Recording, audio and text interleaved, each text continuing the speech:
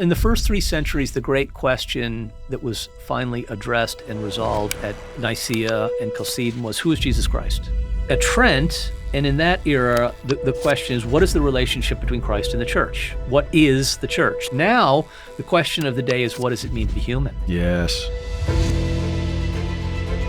We lose the compelling character of church teaching because we're compromised.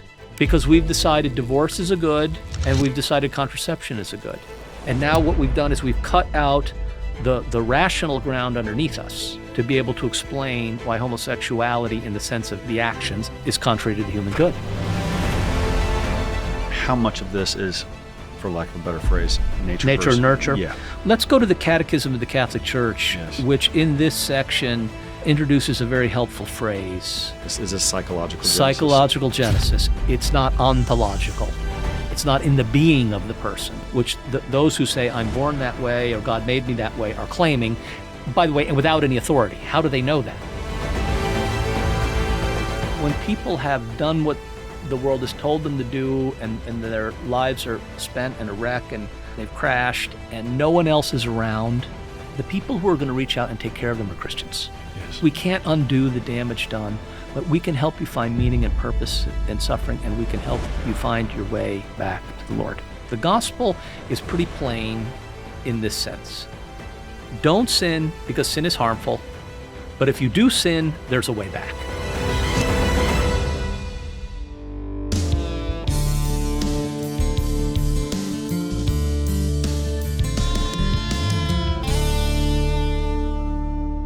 I joke with her sometimes and say, honey, you don't look like you've had more than 13 or 14. That's good humor. It's like good. And it's spousal humor. It's supposed to be funny because it's completely absurd. She doesn't look like Yes. she's had any. No, no, remarkable. So, but yeah, we had a fantastic dinner last night at our good friend Frank Trotta's house. So Yes. what Frank and Sue they're such kind hosts. Splendid people. Yeah. And They're very Benedictine in their hospitality. They are. Yeah. Mm-hmm. And so shout out to the Trottas. So Yes. He's become a dear friend, and it's interesting that, and you've probably experienced this. I get tired of being in rooms where there's a particular person that really thinks they're the smartest person in the room. Yeah. And it's very refreshing to be with somebody who usually is the smartest person in the room and never believes he's the smartest person in the room. That's the experience I have with Frank on boards of directors and Sure. and other groups. He's so much more competent and capable than he lets on. I have a daily mass sermon when I ask the people to think about if you had the chance to write your obituary, what would you put in it? And I propose a word that I think would be not likely to be chosen by many, and the word is docile. And of course, docile, when we hear it, suggests to us someone who is weak-minded or is easily pulled in this direction or that by a person of a stronger personality, etc. But actually, docility as a virtue, or even as the word comes from a Latin root, which means the desire to be led to what is true, to know the truth. So docility is actually quite a beautiful virtue. Yes. Of the mind. And when we see it in a person who is, we know, capable, then we admire not just their mind, but their will, their heart. Wisdom, of course, is the highest goal for us in terms of virtue. I mean, I'm thinking here for a moment, just distinguishing that from union with Christ. But wisdom is greater than intelligence or being clever or being smart, because wisdom has a volitional quality to it. Yes. People who are wise are humble people, and they have disposed their minds to want to learn what is true. And that's what distinguishes wisdom, first and foremost.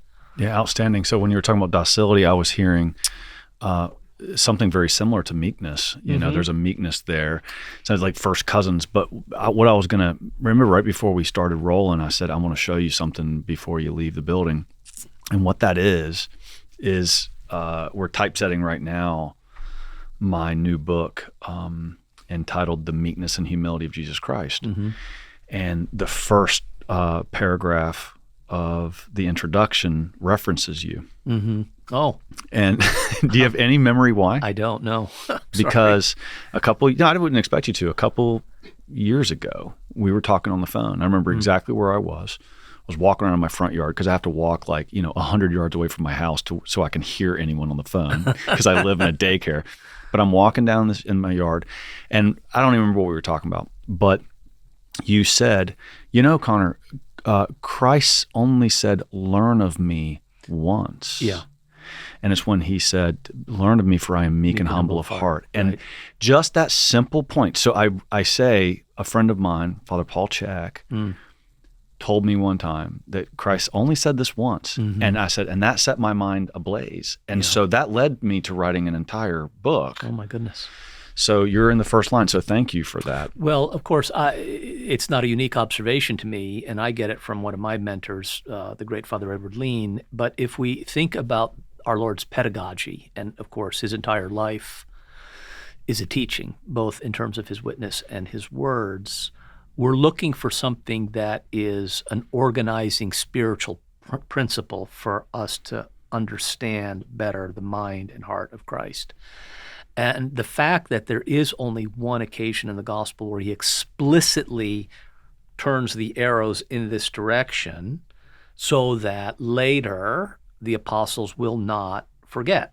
And of course then through the Holy Spirit's inspiration, St. Matthew preserves this moment for us. And really the Christian life has many aspects to it. We'll talk about them, I'm sure, in some way in our time together. But the Christian life is first and foremost an invitation to not only a friendship with Christ, but a union with him. Absolutely. And in order to achieve that union, while knowledge is necessary, and while we need to know the truth of who he was during his time here on earth, and then who he is, of course, in reality, we have to dispose ourselves to be like him. And this is what differentiates the gospel from any other academic discipline, and why theology will always be the queen of the sciences. Yes. And humility is what helps us understand him. And of course, humility and meekness are virtues that, particularly I suppose for strong men or for Americans, are not things that perhaps people aspire to, because it sounds a little soft, a little flaccid, a little superficial, a little weak, maybe for men a little feminine. But Moses was a very powerful personality, but we're told that he was meek. Yes. Yeah. And of course, there's never been a more powerful personality in the highest and best sense of that description in the world than Jesus Christ. So I think most people know it now, but the wonderful analogy with meekness is that horse under control. I mean, we climb onto a 2,000-pound beast, and we put a strap of leather saddle around it and tie it around its belly, and then we put a metal bit in its mouth, and we pull its head left and right. Yeah. And I used to own horses. I've been thrown enough to where I really respect them. And it is a phenomenal idea that every horse could kill every man if he wanted to. Sure. They have that strength. Yes. Their bite is incredibly powerful. They kick you, you're out. And yet they allow us to climb up on their back. Yes. That is the picture of meekness. Yes. Yes. And it's a good category for us to think in terms of, Conor, and the category would be paradox. So here's a powerful animal, and much more powerful than we are as human beings. And yet there is a disposition which actually makes the horse even more beautiful in terms of how it works in creation. An unruly horse would not be, in a sense, a good horse. Right. Yeah? As you speak, what's in my mind is a remarkable scene in a remarkable movie that perhaps some people who are watching or listening will remember, called A Hidden Life. It's a Terrence Malick film. Haven't seen it. Highly recommend it. And it's the story of Blessed Franz Jagerstatter. So he was an Austrian farmer at the time of the Second World War, and the Nazis wanted influence in Austria, and so they would come to a town and they would figure out who the leaders are, and they would try to persuade or coerce these men, probably typically, to align themselves with the Nazi Party. Well, Franz Jagerstatter was a faithful Catholic man, married, 3 beautiful little girls, and would have none of it. So anyway, not to spend too much time here to spoil too much of the story, but there's a scene where he's been arrested, finally, because he will not sign a document, which he can't. And in prison, the court-appointed attorney, himself probably a Nazi sympathizer, comes in and says, look, just put your name here. Just sign this document. You can have anything in your mind that you want. It doesn't matter. Just put your name on that and you'll be free. And Blessed Franz Jagerstatter's response without missing a beat is, I am free. Christ was most free at the moment that he's nailed to the cross. This is the highest expression of his freedom and his love for and trust in his Father. So I'm just thinking in terms of paradox, that docility doesn't seem, particularly to a man, like a manly virtue, or humility does not seem like a manly virtue to a man who wants to be a manly man, or meekness. Yes. But in reality, those virtues make you more of the man that is in God's mind for you. Now, of course, in this case, we're talking about heroic sacrifice, because Jagerstatter is martyred, and the story is beautiful. I recommend it. And there's a book also published about his life and correspondence with his wife, I think. But why do we remember that story? Why was this movie made? Because surely there's the heroism, but there's something about the flourishing and flowering of the humanity of this man. And I'll just state plainly, the saints are the most human of us all, right? After the humanity of Christ. There's something that's so attractive about that, and we're drawn to stories like that. Why? Because we're made for that kind of virtue. Yes. And this is something I want to impart to the men who are be in my class this coming semester at the seminary, that virtue is not just about doing a good action exteriorly so that we can affect or change some circumstance. Obviously, that's important. We act for purpose, and we are entrusted with the care of things. But the first consequence of our actions is, what effect does it have on me? Which is why virtue is so important. Now, and of course, just to hasten to say here, and again, this could be the topic of a fuller discussion, we aren't interested in, as Christians, as disciples, as Catholics, for virtue's sake. That's a Stoic idea. For us, virtue is something that's leading us to the fulfillment, ever more generously and even sacrificially, of the Great Commandment. Yes. To love the Lord our God with all our mind, heart, soul, and strength, and then, as our Lord reformulates the second part of it, love one another as I've loved you. That's what virtue is for in the Catholic mind. Yes. Not to make myself a beautiful moral statue that people can be impressed by. No, it's through the work of grace, especially, that this transformation is taking place. Anyway. That's amazing. So back to those paradoxes. Yes, and please. We were talking about humility and meekness, and those not necessarily being virtues that men might today know to aspire to. Pietas. Now, if I recall, somewhere in my book, and I forget where I wrote it, but I talk about, I believe it is at, where is the Tomb of the Unknown Soldier at Arlington Cemetery. Yes, There's a plaque there that says Pietas, and it's because traditionally the notion of piety wasn't necessarily just like a man praying to God, right, but it was like a soldier taking a knee, holding his sword, and pledging himself to the fight. Yes, something to that effect. I might be butchering that, but piety, in a very traditional kind of chivalrous idea, was a very masculine sense of honor and suffering and sacrifice for one's country or for a higher purpose. Yes. And so I think the word piety, we think of little old ladies in a church. Oh, no. And all of the 10 Commandments are associated with virtues, and this is the way St. Thomas's moral theology is framed. He speaks of the commandments, but actually very little, and speaks of conscience, but relatively little. He speaks much more about prudence and much more about the cardinal and theological virtues and all the virtues aligned with them.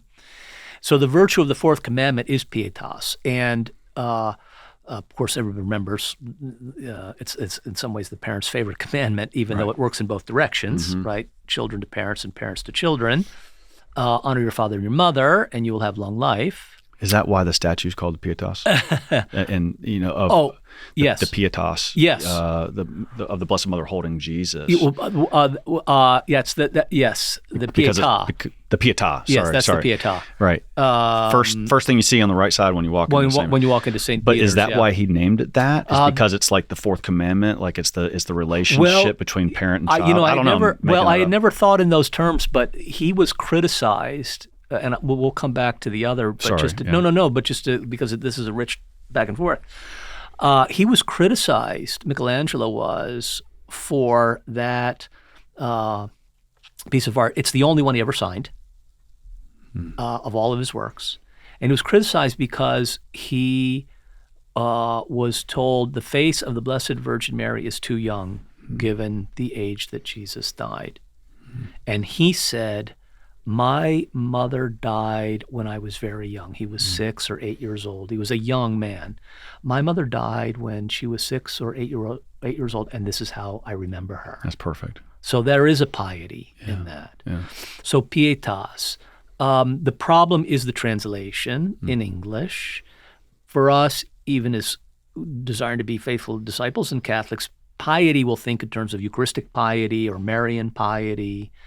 But what we're talking about here is that virtue that disposes us to honor and reverence and respect that which precedes us or is in a way greater than us. So the authority of parents over children, the authority of the civil authority, even the authority of the church. And it also touches this other aspect, as you indicated, of relationality and the common good. And so the disposition to want to be of service in that way to the rightful authority and then the society, whether it's ecclesiastical, civil, or the family. And it's, look, think of it, he must increase and I must decrease. Yes, John chapter 3, I think. So there it is. So and this is of course John. Back to our point of humility. This is John's signature line. It's his golden phrase, as Monsignor Ronald Knox calls it. And to disappear. And this is a tough project for those of us who have original sin. That's everybody except Our Lady, because the voice of the old man or natural man or unregenerate man, depending on the translation, is asserting itself all the time, saying, what about my needs? Right. Yeah. And if I ever did a doctorate, I had talked about doing one on the virtue of humility. Okay. Because I wanted to say I'm the world expert in humility, which just sounds absurd. No, but I like to say I'm an expert in fallen human nature because I have one. Oh yeah. I always, whenever I'm going around the country talking about parenting and stuff, and I always say, and my next book is on hypocrisy because I'm a world class expert. In an age of what. Pope Benedict of happy memory called the age of relativism, or the dictatorship of relativism, there is one thing that no one wants to be called, and that's a hypocrite. No one. No matter if someone is the most ardent and fervent relativist, they do not want to be known as a hypocrite, because that strikes deeply in us. It does. And it tells us something too about, why do we look in the mirror in the morning when we're brushing our teeth or shaving or something and worry about, did I do the right thing? Or when I put my head down on the pillow at night, say, did I do the right thing? Why are we concerned about that? Yeah. Well, for the same reason the person who doesn't want to be called a hypocrite doesn't want to be called a hypocrite, because there is some kind of objective order to which we are all responsible or beholden in a good way, and we don't want to transgress it. Whenever my wife and I go out to dinner with people, or we meet people at some party or whatever, it's interesting that desire or willingness to be around them in the future really isn't driven by their ideas, their political beliefs, whatever. It's whether they're authentic or not. Yes. And it's just like, I can get along so much better with an authentic liberal than an inauthentic conservative. Yeah. That's kind of the thing that enables you to just be real with people and keep going and keep having real relationships. This is why in the book of Revelation, God says, or the Lord says, I will vomit out of my mouth the lukewarm. Actually, I can't hardly remember any scripture passages, like the chapter and verse. But this is awesome, okay? Because I tell everybody, like, I can teach you in 1 second, like, how to remember where that passage is. And it's everyone sees at football games, John 3:16. It's on bumper stickers, everything.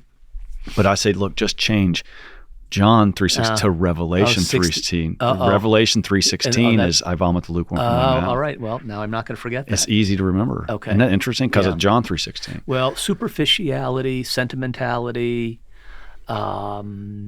these sorts of things are not attractive. I mean, this is, Men Without Chests. Yeah, this is C.S. Lewis. So Yeah. he sees this a long time ago. I taught that book at Belmont Abbey. Yeah. It's an important book for 20th century, 21st century. And raising children, but raising seminarians. Yes, absolutely. Which we'll get to your point about you're as the former rector of a seminary and now a formator and professor of virtue. Anyway, I never read your bio. We just started talking. My bio's not that interesting. We could talk. I mean, I guess let me just hit some highlights, because maybe there's some people who didn't look at the description and on the YouTube channel or whatever. So let me just kind of hit some highlights and then we'll just jump right back in. But I kind of feel bad, like I didn't start this by reading your bio. No, but don't worry. We're having a good discussion. So Father Paul Chek is a nationally known priest. You spent 9 years in the U.S. Marine Corps as a tank commander. In fact, the first time I met you, your nickname was the Chief, which would have been in 1997. I think we figured out. That's right. You were ordained in 1997. He is the former executive director of Courage International, which we're going to talk a lot about. He served as the director of the St. John Fisher. Served as the rector of the St. John Fisher Seminary in Bridgeport, Connecticut. He was also the executive director of the Shrine of Our Lady of Guadalupe in La Crosse, Wisconsin, which I was just at recently. It was incredible. And currently, you've just started as a professor and formator at the Josephinum in Cincinnati? Columbus, Ohio. And you've been a parish priest, a high school chaplain, a teacher in many different institutions. And I hope this is right because I found it online somehow. But one of your teaching experiences is for 12 years, you did a 2-week moral theology course in Calcutta for Mother Teresa's Missionaries of Charity. I did. I hope chat wasn't hallucinating when it told me that. No, it's true. And I've had a lot of formative experiences as a priest, but that was a remarkable gift. It started early in my priesthood. A mother started a program called Gift of Faith before she died. And originally it was intended for sisters who were regional superiors, mistresses of formation, mission house superiors. And they would come to Calcutta for a year. And a number of different priests or instructors would come for continuing education, we'd call it, or deepening. So for 12 years, 2 weeks annually, I taught the moral theology. I probably taught maybe 500 sisters over that period of time. Wow. And we covered part 3 of the Catechism and Veritatis Splendor. And look, these sisters were tremendous students and not in the optimal conditions, no air conditioning, right? It's 100 degrees and 100% relative humidity. There were days probably when I took 2 or 3 showers just to keep myself kind of alert. We do 4 hours a day for 2 weeks. But the most beautiful aspect of that course, I have to tell you, is hearing the confessions of the sisters. This is one thing that I differ with Fulton Sheen on, and I wish he hadn't said it about, hearing confessions of nuns is like being pelted with popcorn or something like that. I'm sure it's kind of a... He's trying to be funny. He is, but it doesn't do justice, in my opinion, to religious women, and he would agree that they're really striving for perfection. So a couple of them had told me over the years, Father, your course is like a examination of conscience for me, which is not the way I intended it, but there are so many things here that I've learned that I did not know. And remember, when I was starting, these are sisters who've got lots of years in religious life. And really, we were just looking very carefully at the exposition of the commandments and the virtues they represent, as well as the teaching of St. John Paul II in Veritatis Splendor as it touches the natural law and freedom and conscience, for instance, and the structure of the moral act. And they were magnificent and beautiful confessions. I mean, what do they confess? I think I got the popcorn pelting thing in my head now. Yeah. I mean, is it almost usually? Is it almost always sins of omission? Mm-hmm. Because it's like I wasn't as kind as I should have been. Yeah. I mean, because I over here, I think you probably hear mostly sins of commission. Yeah. Well, without answering your question directly, let me speak about it more indirectly in the sense of what the structure of human action is. And then we can get maybe to where we can all make better confessions, which is an interest I think that all faithful disciples have, right? Yeah, I mean that simple point though is like I'm really trying to focus more on sins of omission when I go in, which is a very good thing to do, and I would agree with you. That's probably not the way many people approach the sacrament. So, all right. So the structure of human action, the moral act, is in three parts. There's the object, which is what am I doing morally speaking? The intention, which is the further reason for which I'm doing something. And then the morally relevant circumstances. So not what the temperature is or what day of the week it is, but something that bears on the question. So let's take an example like this. Let's say a man knocks at the door here at your office, and he's a poor fellow, and he knocks on the door, and he says, and I'm the one there, and I'm answering it, and he says, Father, I'm hungry. Can you give me a sandwich?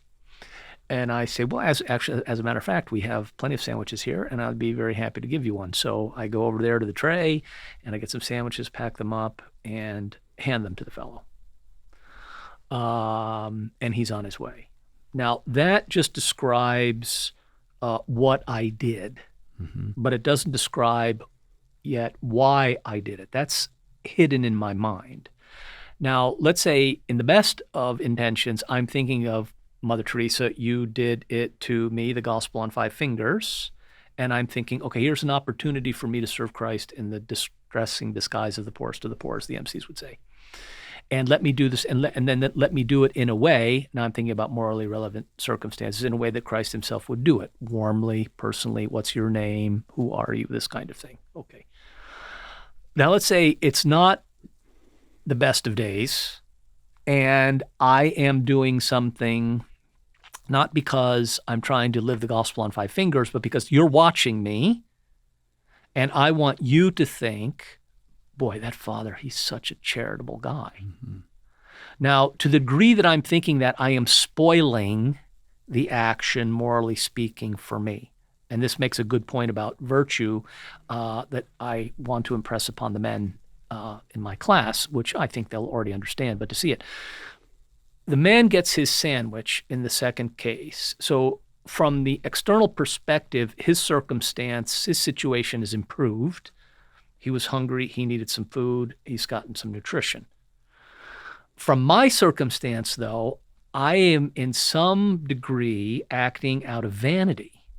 Yes. And if I'm not alert to it and trying to really push it out of the side, or I'm actually giving into it and saying, what I want most of all in this is I'm not concerned about that man, but I'm concerned that you think of me in a certain way, I've actually committed a sin. Yes. Absolutely. Because in order for a moral action to be good, the object has to be good, the intentions have to be good, and the circumstances have to be good. Again, I've got to do something gently and thoughtfully, considerately. All right. So that's a circumstance where exteriorly the action is fine, but the intention is bad. All right. Let's take a different circumstance where the man comes to the door. And he says, I don't have any money. I have a wife and children, and I'm in need. Can you help me? Anyway, I have previously walked by your office and I've seen your wallet. And I figure, oh, he's a successful guy. Everything's fine. Let me take the, I don't know, $300 in cash that's in your wallet without asking you and give it to him because I think my intention is to improve his situation. Well, the problem is, of course, what I am doing is not correct. I am taking something from you without permission. Now, without entering into the discussion of the universal destination of goods and its priority over private property, which is an important conversation to have, just for the sake of my example, I have decided in my mind that the ends justifies the means. Okay, and that's another way that we can transgress the commandments. In Romans 3:8, St. Paul says, "May I do something that is evil, that good may come," which is his formulation of the ends justifies the means. And he says, absolutely not. You can't. So that's another area where we can step over a line because we have told ourselves what I'm doing is noble and good, or my intention is noble and good. What I want to accomplish is noble and good. And therefore, I am free to do something that achieves that goal, even if it's not consistent with one of the commandments, in this case, the seventh. So anyway, just I didn't want to answer your question directly, but I wanted to give it a frame for if we're doing an examination of conscience very thoughtfully and we're looking at the commandments and particularly the things that are written about in the Catechism, we might discover that I've either done something out of a bad intention and therefore vitiated or even made sinful an exterior action that was good, or the other way, the ends have justified the means. The command in the typical edition of the Catechism, not that thick, part 3, or the section on the commandments is about 100 pages. Mm-hmm. It's worth reading. It's worth reading. It covers faith, hope, and charity, and then it covers the commandments. And there are a lot of things in there that we might not know. As a true in all teaching, we actually start to master the material when we learn it in preparation for imparting it to someone else. Yeah, absolutely. Hey guys, real quick, we noticed 80% of you that watch the episodes are not subscribed. So please do me the favor and subscribe and hit the bell for notification. That helps you get the content, but it also helps this amazing stuff get spread to other people just like you. Thanks for your help. Now let's dive back in. Are you familiar with Bernard of Clairvaux's 4 Degrees of Love?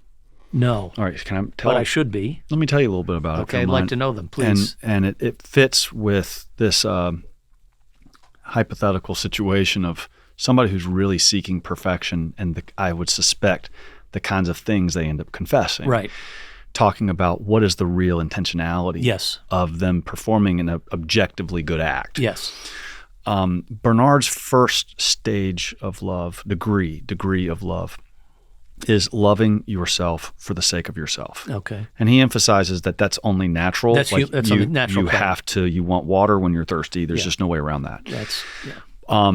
The second degree of love is you love God for your own sake. Okay. You love God for your own advantage. You love God for your own benefit. Okay. Mm-hmm. And we can see a little rough analogy here to where I'm doing something good, but I'm really wanting something out of it. I'm loving God for my own benefit. Yes. Yeah, I'm instrumental. And I do a lot of good things, and I kind of want the credit either from other people, which that brings vanity into the situation.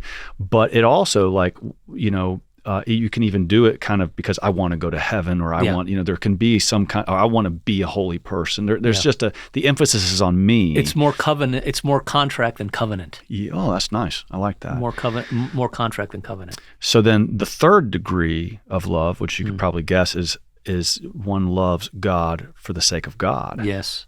Okay, and so that's the stage that most people just never get to. Is just I just love God because He's lovable. Yes, that's just because period. Mm-hmm. Has nothing to do with without me. reference to myself. But then the fourth, what could the fourth be? Yeah. And this is where Bernard is absolutely brilliant. And this is, you have to understand that he is a Cistercian. He's reformed the Benedictines, and he has these young men out there who have left the Cluniac monasteries that were getting very luxurious and very soft, and he's brought them into this very harsh, ascetic, monastic life, fasting to extreme extents. They were like desert fathers, in France. They really were. And the men were really starting to take the asceticism too far. They were starting to hate their flesh. They were starting to hate themselves because they saw their imperfections. Right. So just as he started with a good, but it's an imperfect good, loving oneself for the sake of oneself, it comes full circle. And he ends up saying the fourth degree of love is you love yourself for the sake of God. Yeah. And actually, there's a chiastic structure. If you're familiar with chiasms, that's a whole other story. But it comes back to where it began in a sense. And I find that to be incredible. And so, like, you start off in life drinking water because you're thirsty and you love yourself. When could I actually get to the point of drinking water because I want to take care of the temple of God so that God could use it to do good, period, Yeah.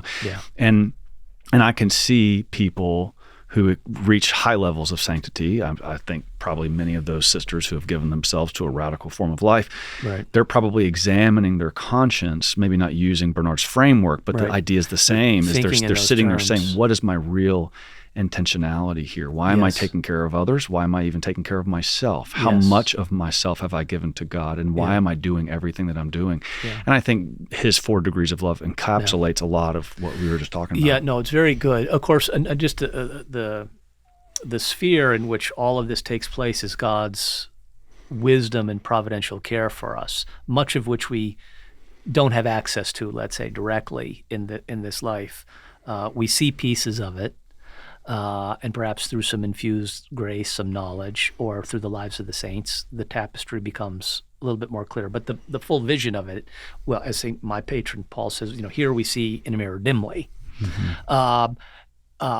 So at the end of this, the highest expression of our love for God is into your hands I commend my spirit. It's the full surrender in love, not out of that. You mentioned that I'm a former military man. Surrender for a Marine is an abhorrent idea, right? But for a Christian, it's the most noble. It's the greatest of ideas, and it's a surrender not out of coercion, but out of trust and love. Yeah, and I think actually, and maybe this could be part of our conversation later, that the hardest thing for us to believe is that God is good. That's the most difficult and demanding thing. Much harder than the Blessed Trinity, the Immaculate Conception, in my mind. Just because of the problem of evil. Yeah, the problem of evil and suffering make it very difficult, and particularly when it's personal. But within the sphere of God's providence and trusting in God's omniscience and omnipotence and his goodness, at some point we just say, I am limited in what I can do. And Mother Teresa had a superb or an exemplary understanding of this. Her work was not undertaken with the idea that it would be transformative of a world which is so much in need of not just corporal works of mercy, but spiritual works of mercy. And her focus was very much on the personal. Okay, the man at the door is in front of me right now. So part of God's providence is accepting my limitations. And though I may have good intentions with regard to changing the external circumstances, it's an act of worship on my part to say to the Lord, I have to hold all this lightly and I have to put this into your hands, which ultimately is what's going to happen with my life. Yeah. Amazing. Yeah. Let's go back to the very beginning and tell us what it was like to be a tank commander, a Marine, you know, and that's kind of the reason is I thought about questions for you kind of chronologically through your life, but clearly that was formative for you in some way, and it's impacting you to today, all this time later. But you probably talked about it a million times, but tell us, why'd you become a Marine and how did that affect you, and about being a tank commander, and how's that having an impact today as you're going to form these young men in seminary? Yeah. I was not a very good student of St. Paul when I was in high school or college. But if I'm looking backwards on it now in my life and the things that have been decisive for me, and to include impulses and instincts and things that were inchoate, but I wouldn't have expressed them in the way that I would do today at the age of 65. There are some principles that are deep, and one is in Paul's letter to the Corinthians, where he says, "I will gladly spend and be spent for your souls." That resonates viscerally with me in a deep way, and I think one of the things that drew me to the Marine Corps was this visceral feeling of wanting to make the full sacrifice. Now, in those days, I wouldn't have used the word oblation, but today, not holding anything back. And if you look at Marine Corps advertising or marketing or recruiting efforts historically, the Marine Corps has never talked about the GI Bill, which is a good and noble thing, or you can come and decide what career path you want to be on and what branch you want to serve in. And I'm not disparaging the other services. I'm just saying that the Marine Corps has always approached recruiting in a different way. Maybe you can be one of us. Maybe. Well, we're looking for a few good men. Yes. The few, the proud, the Marines. Now, there's a piece of that can spin off into pride, because humility is not especially a Marine Corps virtue, and I'm not saying that's to be admired. But the piece of that of what is noble and good in the sacrificial part, it is. It's amazing. Now you know the Shackleton story. Oh, very well, and read the book and recommend it to my seminarians to read. I love it, and I cite all the time the example. And actually, I forget what episode, Kevin, that we pulled up the Shackleton advertisement recruiting the men to the adventure. Yeah, and it's like terrible conditions. Yeah, that's right. Terrible pay, but like chances of honor, 100%. Yeah. And he's got more applitions than he knows what to do. Of course. The same thing. That was like the Marines recruiting men. It is, and that's a very good thing. And in one of my assignments, where I was assigned to the Marine Barracks in London, England, was not a hardship tour, I have to say. I worked for a man who in Vietnam had been a young Marine Corps trooper. The Marine Corps has the highest percentage of former enlisted who have become officers. In the Marine Corps, they're called Mustangs. Okay. And about a third, or at least in my day, about a third of Marine Corps officers are Mustangs. And so the Marine Corps has always prized that experience that these men bring from the enlisted ranks into the officer ranks. Well, anyway, so he'd be a young trooper in Vietnam. And one night in a firefight, a grenade came into the fighting position, and he threw himself on it, dove on it. Now, thanks be to God, the grenade did not go off. It was a dud, but that didn't lessen his act of heroism. He had no idea that it would be a dud. He threw himself on that grenade to save his friends and his buddies that were around him. Mm-hmm. He was written up for the Medal of Honor. He was awarded the Navy Cross, which is just one step down. Blue, white, blue is the ribbon. It's quite distinctive. Very, very, very few people wear that. He never talked about the story, but in the command, we all knew it. It was just part of the lore. This is what the commanding officer had done. This is what the CO had done. He dove on the hand grenade. And I wonder whether in the time, were I in that circumstance, would I have done the same thing? So that kind of ethos moved me in the direction of, I was an NRTC scholarship at Rice University, and I started off on the Navy side, and I got glasses in my sophomore year, and that kicked me out of the cockpit, so there was no flying, and I didn't have the smarts to be in the nuclear Navy, and I was not going to be. Well, no, I don't. I'll tell you. Here's a fatherhood story. We'll just pause the Marine Corps thing for a minute. When I was in 8th grade doing algebra, I was having real struggles with the math. My father, who's still alive, 91 years old, bachelor's degree in physics, master's in nuclear engineering. He's helping me do my math. And he says, look, if you are struggling with the math in 8th grade in algebra, you're not going to be able to do the kind of math that you need to do the physics and the engineering. Now, I'm sure at that stage, I'm the oldest of 3 boys. I thought, look, I'm going to follow my father into science and engineering because that's what Dad did.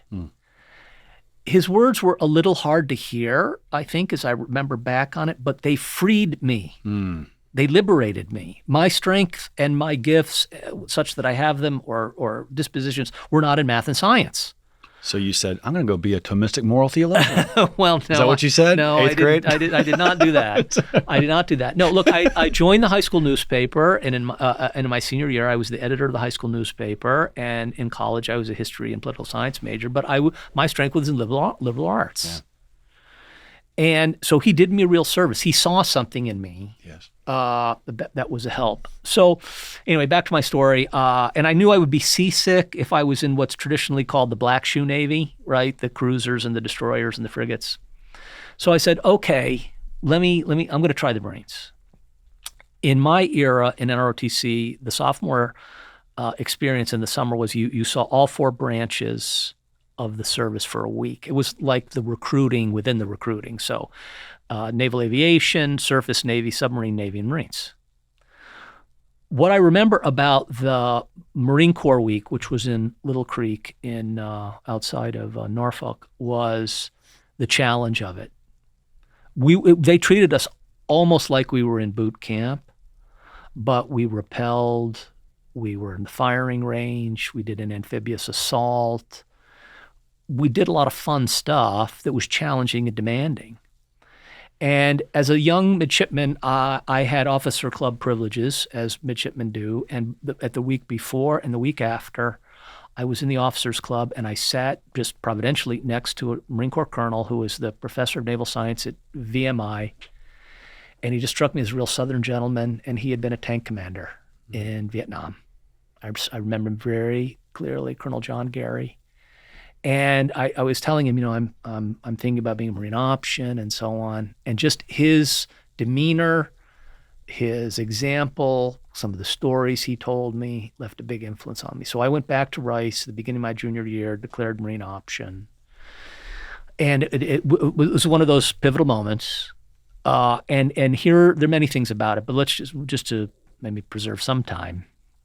After I went to the basic school where all Marine officers go to start, we had a leadership class, probably had several of them. And I remember a day when a colonel was giving us a class on leadership, and he said, now, lieutenants, remember this. Your Marines are your sons. And so you should treat them like that. Now, I heard those words back in 1981. I've never forgotten them. And as a tank company commander, 5 officers, 100 enlisted Marines, 17 tanks back in those days, my number one interest and concern was this kind of moral fatherhood, professional fatherhood of the Marine officer. First time I was a company commander, I was a first lieutenant. My first sergeant had been in the Marine Corps longer than I'd been alive. He had a drinking problem that people knew about but hadn't been handled. And eventually I had to confront him about it.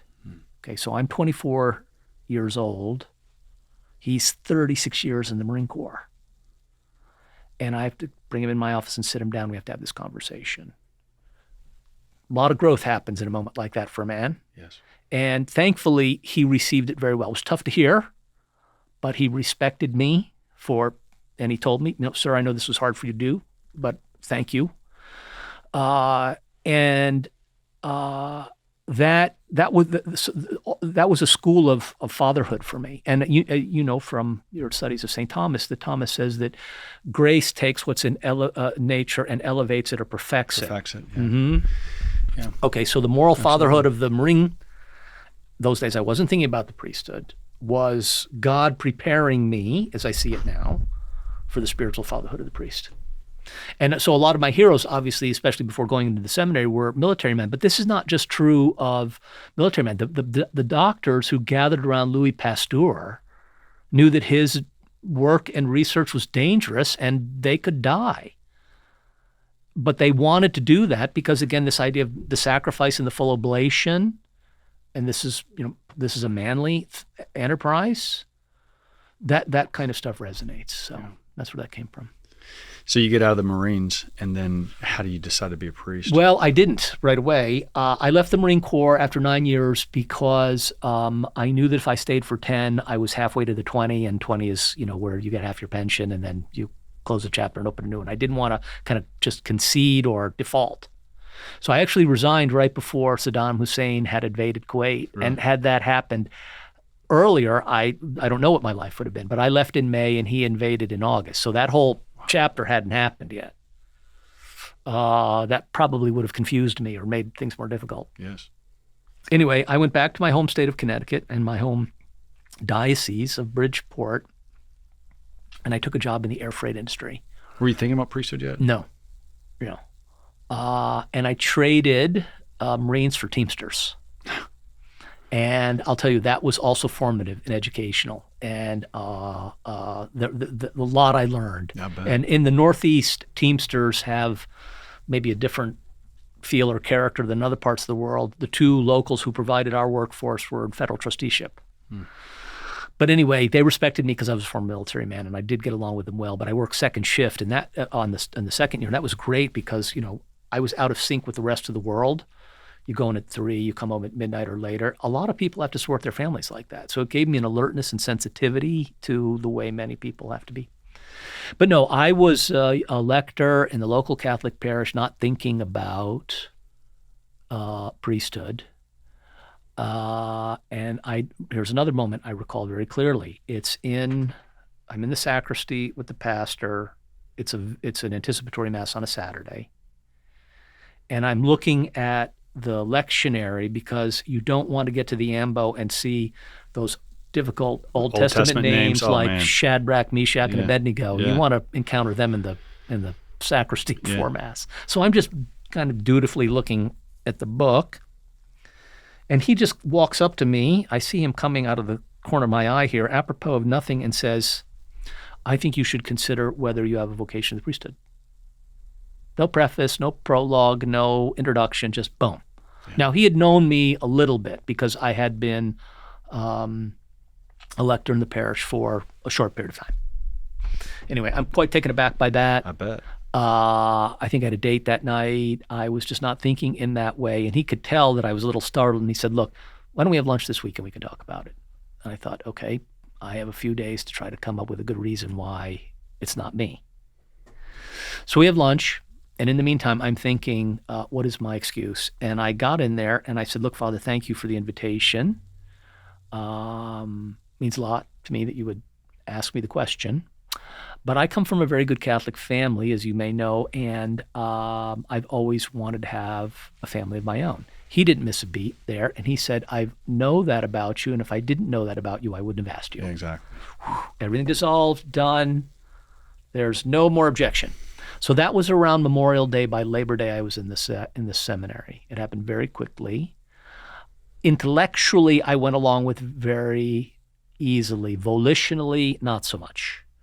That took almost another 2 years because the fight was still on interiorly. It wasn't really until the second liturgical year, which would have been my first year in the major seminary, around Easter time, when things finally dissipated and the will started to move more in harmony with the intellect.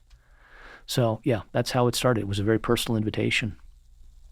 So after ordination, you studied in Rome, which is where, that's how I ended up knowing you. You were classmates with my wife's uncle, Father Ray Williams. Yes, he was my next door neighbor.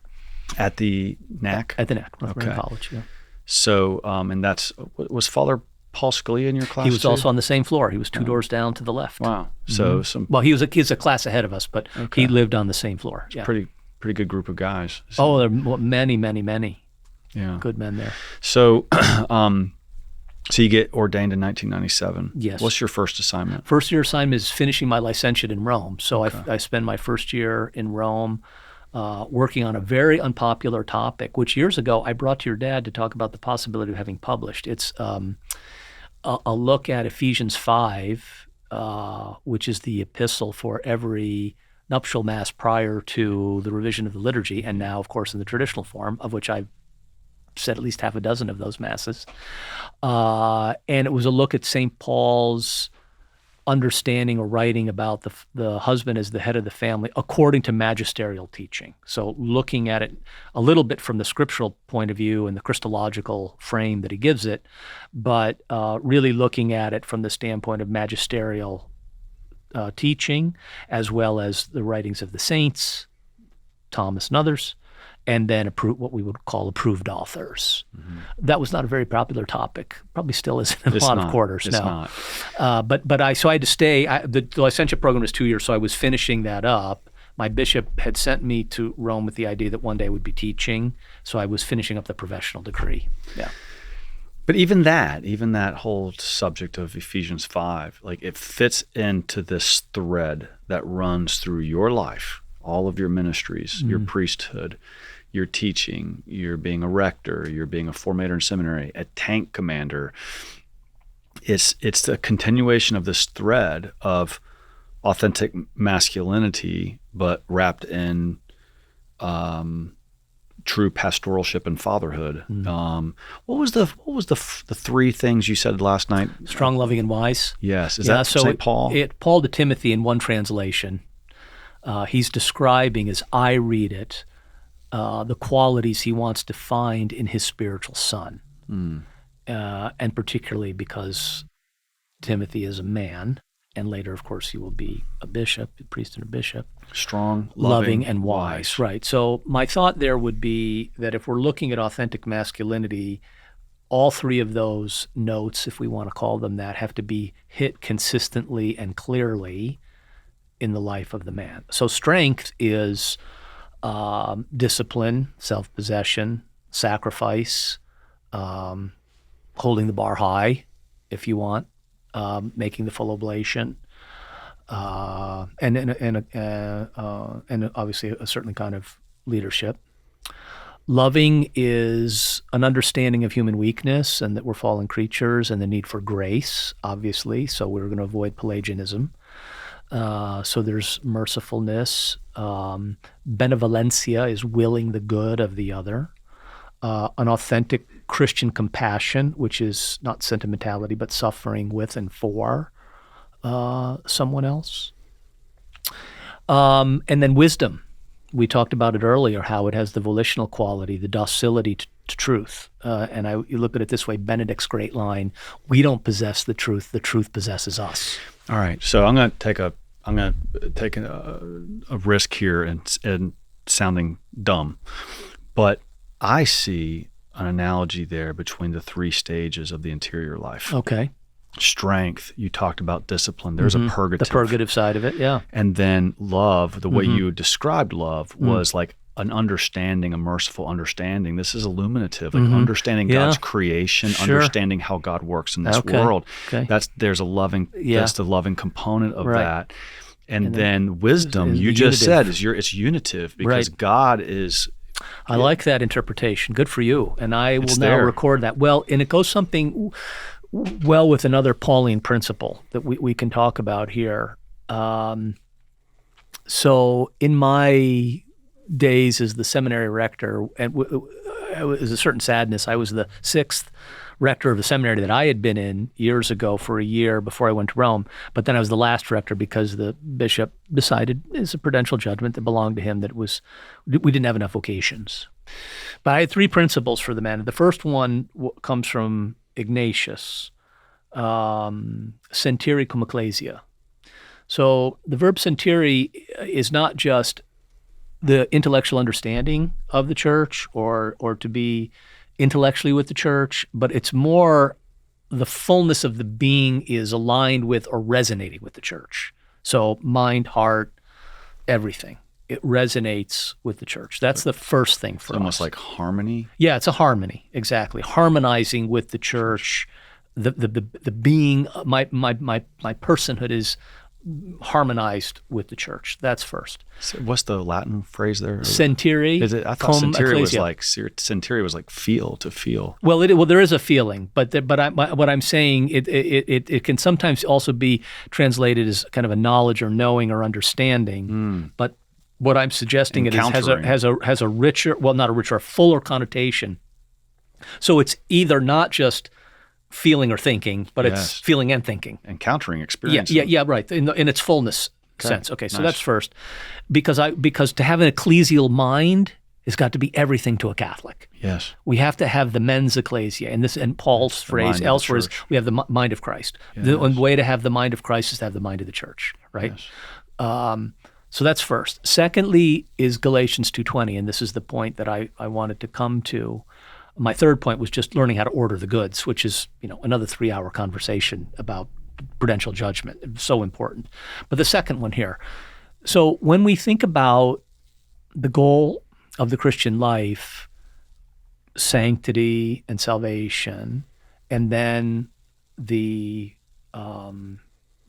image of the blessed in heaven, we have in Scripture from Genesis to Revelation nuptial imagery. Yes. Oh, Bernard of Clairvaux, Song of Songs. I live there. Very strong. Okay. Yeah. And so God in his providential wisdom is taking a category that we can understand both in nature and in grace, because holy matrimony is a sacrament, and it gives us a kind of clarity with regard to how close and intimate this bond is to be. Yes. But Paul in Galatians 2:20 speaks in another way.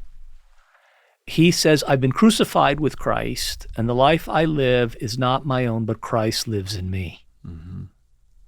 Now, my world is moral, not Scripture. I mean, I know Scripture and I teach from it, and it helps form me, but I'm conceding that it's not my specialty. My specialty was really the moral life, and in particular, Sixth Commandment related questions. Okay. But I very much like the appeal of what Paul is saying, because to me, this is the perfect summary of the Christian life. And without ignoring the spousal imagery, which, by the way, he uses in Ephesians 5, okay, here he's going to sound a different note. And he says, the most profound union with Christ is that he takes over my soul. Now, this is a paradox because a wife can't do that, a husband can't do that. Only God can enter into my soul and then paradoxically make me more of what I'm supposed to be because I've surrendered to him. And the path to it, Paul makes very plain, is the Paschal mystery. It's the sacrifice of Christ at Calvary, which is the form of this move. So what I was proposing to my seminarians is that in the interior life, within the ecclesial life, this is what you're aiming for. All right, so let me build on that a little bit, because I'm rather obsessed with this subject, okay, because you have the nuptial union, which is the emphasis of mystical theologians, particularly Bernard, but Teresa of Avila, Catherine of Siena, John of the Cross. Amen. You have all of these nuptial union framework.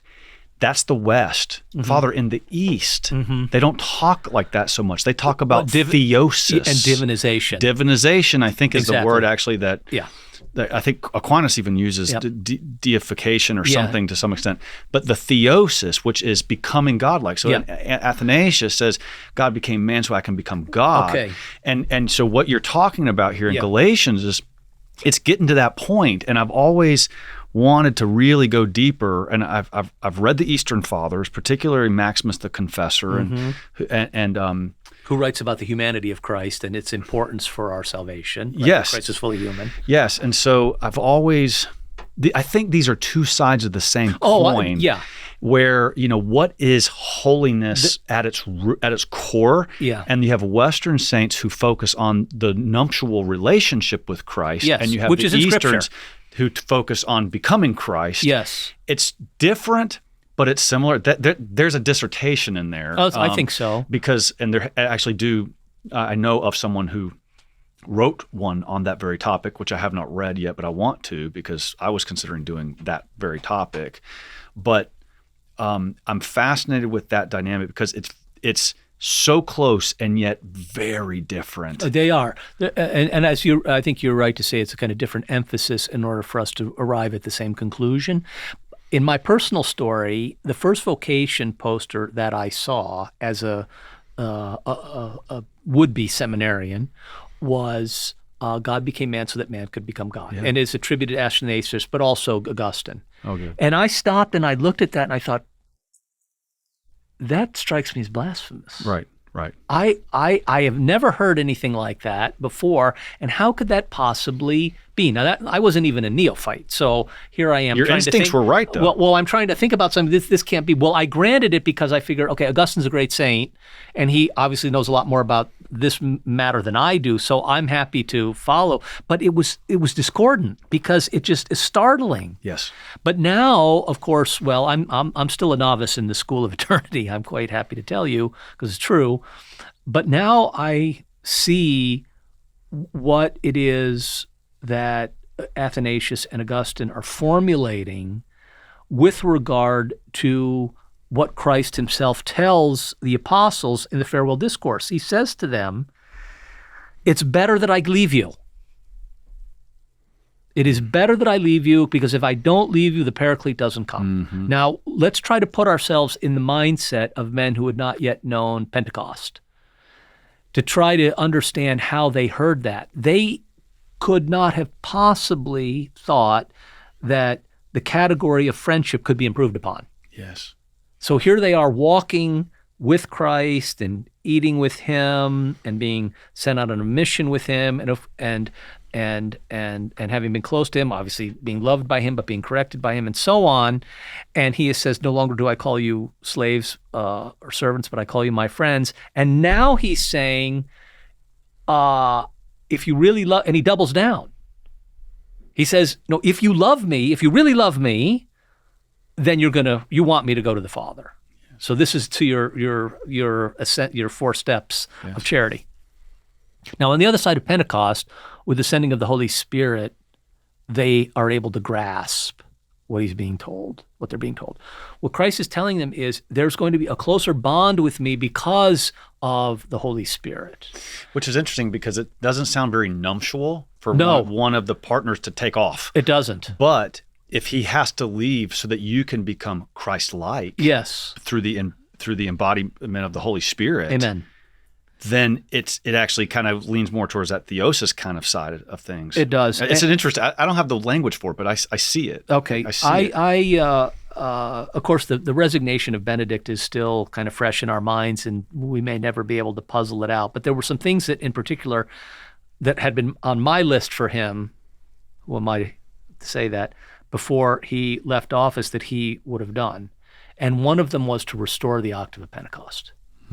So the 3 great solemnities, or the 3 great feasts of the Lord in the liturgical year, are the Incarnation, Christmas, the Resurrection, Easter, and Pentecost. These are the 3 greatest. Yeah, we forget about that one. We do. Yeah. And it just gets kind of, it's the Sunday when Father wears a red chasuble and he talks about the fire of the Holy Spirit and they spoke in tongues, and then we're back into Tempus Paranum, right? But it's the birth of the church.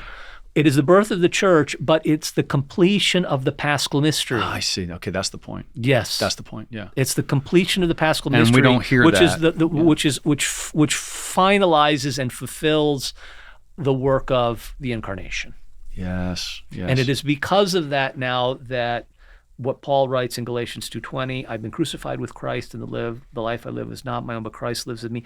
It is the sending of the Holy Spirit that makes that possible. It's almost like the incarnation of the second person is completed in a sense by, and this is loose language, but by the incarnation of the Holy Spirit in the church. Yes, and then in the souls of individual believers, right? And of course, baptism is the connection between the two. Okay. But the Holy Spirit is vivifying my soul. Yes. Now. Yes. As the Holy Spirit vivifies the church.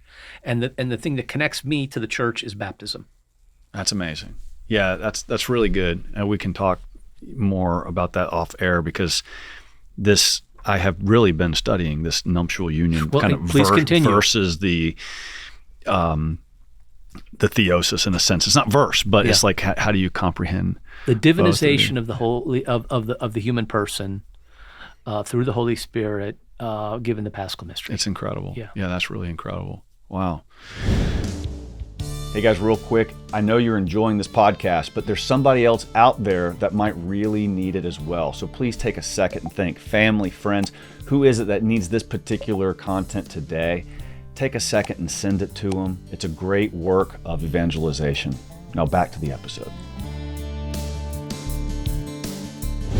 I guess this is just kind of like a hard turn, a different direction. But again, there is this consistent thread that runs through everything you do. But let's turn to your time with Courage International. Sure. And that's a fascinating thing. It seems it's always timely because our culture dealing with, I don't even know the proper phrase, but the LGBTQ movement. Mm-hmm. You are like a bona fide expert in the subject of same-sex attraction, in ministering to these people. So just first, why don't you just tell us what Courage International was for those who don't know, and I don't know much about it, but tell us what it is and what you did there. Well, to go back to the history, a faithful young oblate of St. Francis de Sales, whose name was John Harvey, Father John Harvey. Venerable? No, it has not yet. He should be. And they tried to get it going, but it didn't happen. Yeah, that's right. There's not been a formal opening of a cause, although I think there's good reason to begin to explore it. He is a moralist. He writes his doctrinal dissertation on some aspect of the moral theology of St. Augustine. And anyway, he is tasked by his superior to study the question of homosexuality. Now, this would have been back in the 40s, let's say. Maybe a little bit later. And he said, the superior says, John, nobody's really working in this field right now, but it's probably going to become more important as time passes. We need somebody to look into this. Will you do it? And he says, okay, yeah, I'm a man under authority. And I love the centurion. That might be another aspect for our conversation. But he says, okay, so let me examine this question. So he does. He starts to make a study of it and probably writes a few papers and things like this. And Terence Cardinal Cook is the Archbishop of New York. So that's prior to Cardinal Dolan, who was my rector in the seminary, Cardinal Egan, who ordained me a priest when he was Bishop of Bridgeport, and then Cardinal O'Connor, and before that is Cardinal Cook. Okay. He has an instinct at that era, so let's say late 70s, early 80s. Yep. Something's going on culturally, and the church needs something besides the word no to a group of people for whom this experience is part of their life. So he, I think he goes to Father Benedict Rochelle and says, can you do something about this? Can you work on it, start something? He says, well, it's not really my field particularly, but I know a man who's working in it. And so Father Rochelle introduces Father Harvey to Cardinal Cook. Wow. And Cook says, this is what we want. Can you get something going? And Father Harvey, man under authority, says, yeah. So back in 1980... Well, that's another feather in Father Rochelle's cap, in my mind. No, he knew the right man to see, and Rochelle was important in the life of... His book called The Courage to be Chaste is dedicated to Courage members, and it says so right at the beginning. Gosh. So that's where that comes from. I was friends with him. It was a unique man. So in 1980, I want to say it's in the fall, 7 men meet with Father Harvey down at the Seton Shrine in the Battery, or the very lower part of Manhattan, and they formulate the goals of courage as they are today. And I call that the charism, really. Okay, sure. I think at least one of those men is still alive, and a very, very good fellow. And from that then comes an apostolic movement, a ministry in the Archdiocese of New York, to give men with same-sex attraction a space to come and talk about their lives and the challenges that they face, and to try to reconcile their feelings and perhaps even their actions with their Catholic faith. Not in a way to give permission for sinful behavior, but to try to understand how in God's providence, I'm a beloved son of God, and he has a plan for me, and it's possible for me to live out my life in a chaste way. So it grows over time, and then Father Harvey starts traveling, and other bishops are interested in this. And I've been out of the work in a formal sense since 2016, so almost 10 years now. But the growth of the apostolate in some ways maps on to the growth of the circumstances that are, formerly associated with large metropolitan areas, but now probably because of the internet and so on, not anymore, or not just reserved to that anymore. Yeah. And not just in the Western world, but in the first world, but in a lot of places. Out of this grows a kind of let's call it a women's branch, even though the incidence of homosexuality just demographically or statistically is much less, for reasons that I think we can talk about, and that there are some, it's understandable perhaps why.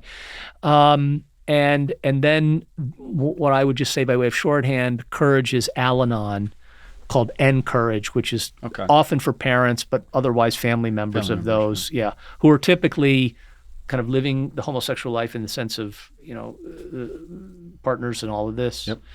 And they're trying to understand, their son or their daughter or brother or sister, or sometimes their parents, and how do we, what do we do here? So that's a little bit of the history. So what was, so you were the executive director of this, or whatever the title I was Father Harvey's immediate successor, which is not something that I sought or knew would happen. It's another strange story of providence. Yeah, I mean, a tank commander ends up ministering to homosexuals.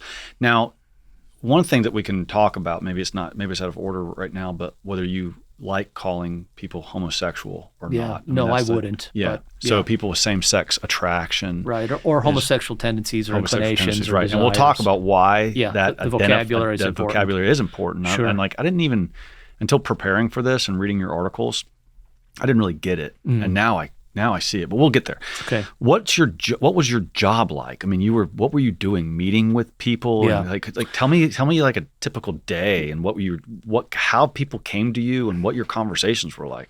Well, first of all, I would say that the reason why God's providence included this wonderful assignment, it was just an outpouring of grace for me in that decade almost of work, was that I needed further formation in the gospel.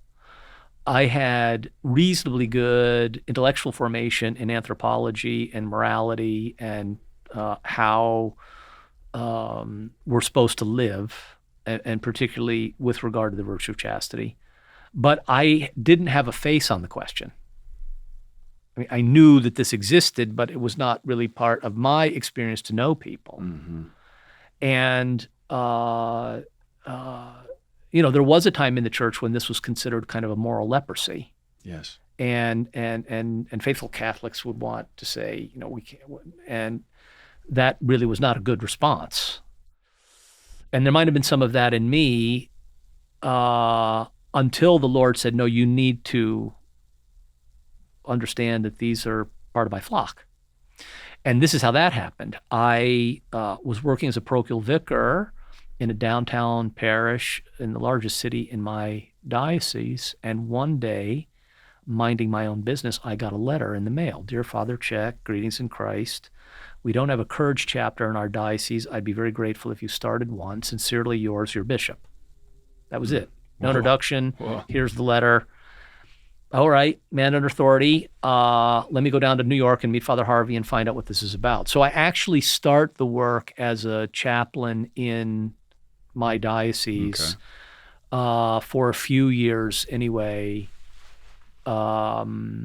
locally, before in 2008 is in January when Father Harvey had asked my bishop 3 times, the famous 3 times, to release me. And finally he said, yeah, let's stop. Yeah, let you take him. And so the role of my first concern really was to look at the charism, the goals of courage, to recognize in them a moment of grace in the church's history, the vessel for it, which were these 7 men under the spiritual care of Father Harvey, and then to want to graft that to the vine in a formal way. So John 15, to make to make the reality of courage, not just in a material sense, but in a formal sense, ecclesial, and to make it a true work of the church. So really my strongest impulse at the beginning was to get the approval of the hierarchy, because we know that the church is charismatic and hierarchical. When I say charismatic, I don't mean in terms of praise of worship. Right. I mean the gifts of the Holy Spirit in any given era in salvation history for sanctity and salvation of souls. But the hierarchical piece has got to embrace the charism and say that's an authentic charism. Now, take the example of St. Francis. For many, many years, he and his followers are living the Franciscan life. At one point, Francis goes to Rome, or in the sense that the appeal is made to the hierarchical part of the church, could be through the local bishop, and the church says, "Oh, of course, you're Franciscans." And so then in a formal way, what materially had been happening is recognized. So this is what I wanted for courage. So for my 9 years, a lot of time, Conor, was spent trying to strengthen that bond in different ways. So I gave a couple of workshops during the November meeting of the USCCB. In 2015, we did a workshop, a conference in Rome alongside the first Synod on the Family, and we had wonderful speakers. We had Livio Molina from JP2, Cardinal Sarah spoke, Cardinal Pell spoke. So that and getting juridic canonical approval for the diocese, for the apostolate, was very important to me. And whenever we had the Courage Conference, the annual Courage Conference in the summer, to get as many bishops to come as possible to offer the 4 masses. So building that bond was first and foremost. When people came to see, did people with same-sex attraction come to your office and sit down and say, "Help me"? Oh yeah, absolutely. So there was a lot of that, and just in terms of administration, while I spent a lot of time with those good souls, and I can talk more about that, my role is try to establish courage chapters in different dioceses, so that there would be more priests who were disposed, ready, and able to help people. And that's why most of my job, after this piece that I've been describing, was to do clergy study days and speak at clerical convocations, and to go to seminaries and to talk about this. So it's very much the Ignatian idea of forming the formator. Yes. Okay, so that's what I did. But in addition to that, yes, of course, I met with many, many, many people, and I'm still in touch with lots of them today. So, what's that like? You have, I guess, predominantly men, probably some women, but you have a man coming. Like, what's you hate to say a typical situation, but what's a typical situation? Well, there's a range of things. And that's one of the reasons why using the word homosexual as a noun, in my opinion, is an injustice, because there's not one CV, there's not one resume, there's not one template labeling that fits it everybody. Right. So in a former time when Father Harvey was starting, those 7 men were either men who had somehow lived an active homosexual life, by which I mean contrary to what's in the Catechism on the 6th Commandment, or they were men who lived a hidden life, knew that this was a problem, but didn't know where to go or what to do about it. And so they were very heavily burdened by a sense of shame. And this is where the church probably was not really serving well at that time, although the problem, of course, became more egregious as time passed, and the church has responded. But they didn't know what to do. And so they hid in some ways. So I hesitate to speak about a typical profile, but I would say this. Often by the time someone would come to see me, or obviously one of our chaplains, there's been a great deal of suffering, and there's been a great deal of sadness, and there's been a great deal of loneliness.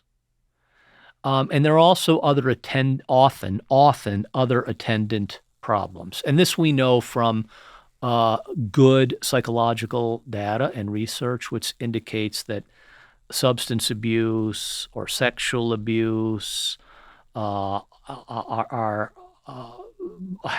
a much greater incidence rate amongst this cohort of the population than the population at large. I think a lot of people would just have the question of how much of this is, for lack of a better phrase, nature and nurture. Yeah. Well, that's a fair question, and like a lot of things, it's more complex than it might initially seem.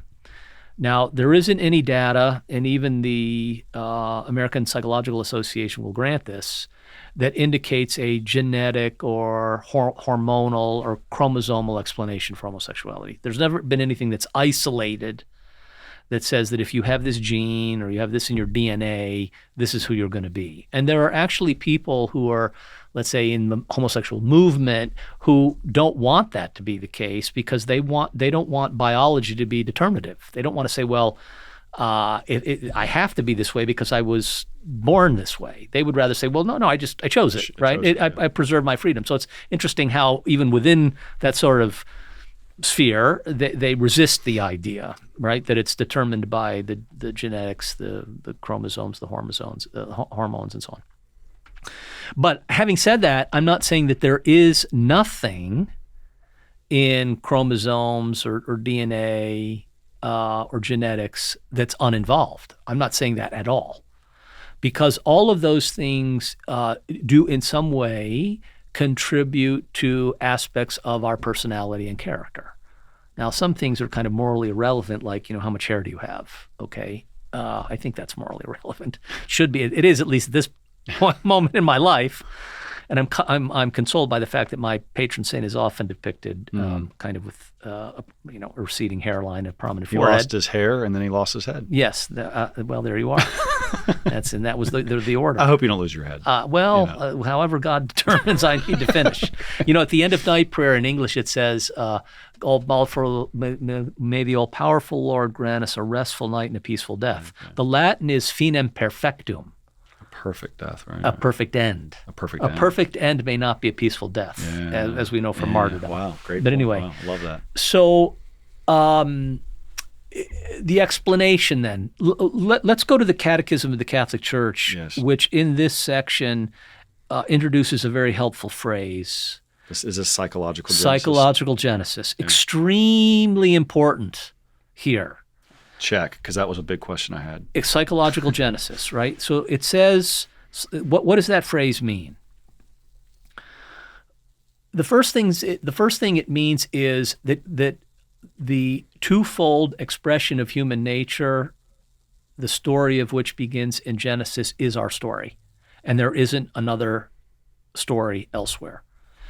And there are good Christological reasons for holding on to that point. Otherwise, Christ didn't redeem a group of people, and somebody's left out there because he only redeemed, men and women who were made for each other. But what about this group? So, the story of our origins helps to clarify my self-understanding. Who am I? What am I? Why am I? And from the Church's anthropology, her understanding of what it means to be human. Pope Paul VI famously said, I think in a UN setting, the Church is an expert in humanity. Okay, she's not an expert in chemistry or nuclear physics or who's going to win the World Series or what the weather's going to be tomorrow or global warming, I hesitate to say. But anyway, right. She is an expert on what it means to be a human.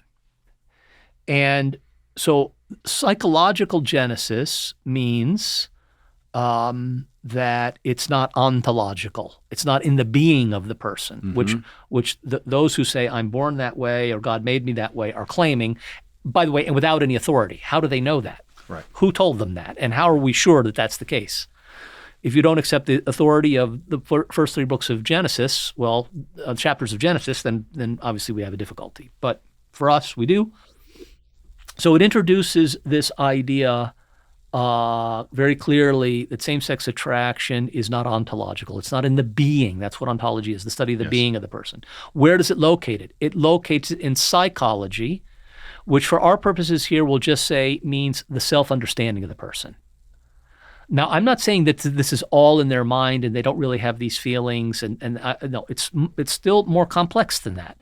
But what the church is wanting to say is if you're going to understand yourselves properly, and this is true of all of us in different spheres where we have particular weaknesses and we tend towards one or more of the 7 deadly sins, she's saying that if you want to understand yourself, you have to understand yourself according to this twofold expression of human nature that is the story of our origin. So are concupiscence ontological or psychological? No, concupiscence can't be ontological because we're not made to be concupiscible. So the result of sin, which we carry with us, it's not ontological, even though we're born with it. No, it is something that's visited upon us, so to speak. We bear the wound because our first parents represent us as the pinnacle of creation, and because they step out of their God-given nature, so to speak, at one point. And I think the best reading of Genesis is a liturgical reading. We could look at that later. I think it's actually a liturgical book as much as anything else. They step out of their God-given nature saying, God, you're not our father, we're not your children, we're going to go this way. And as a result of their unique role as the head of humanity, what they do implicates all of us.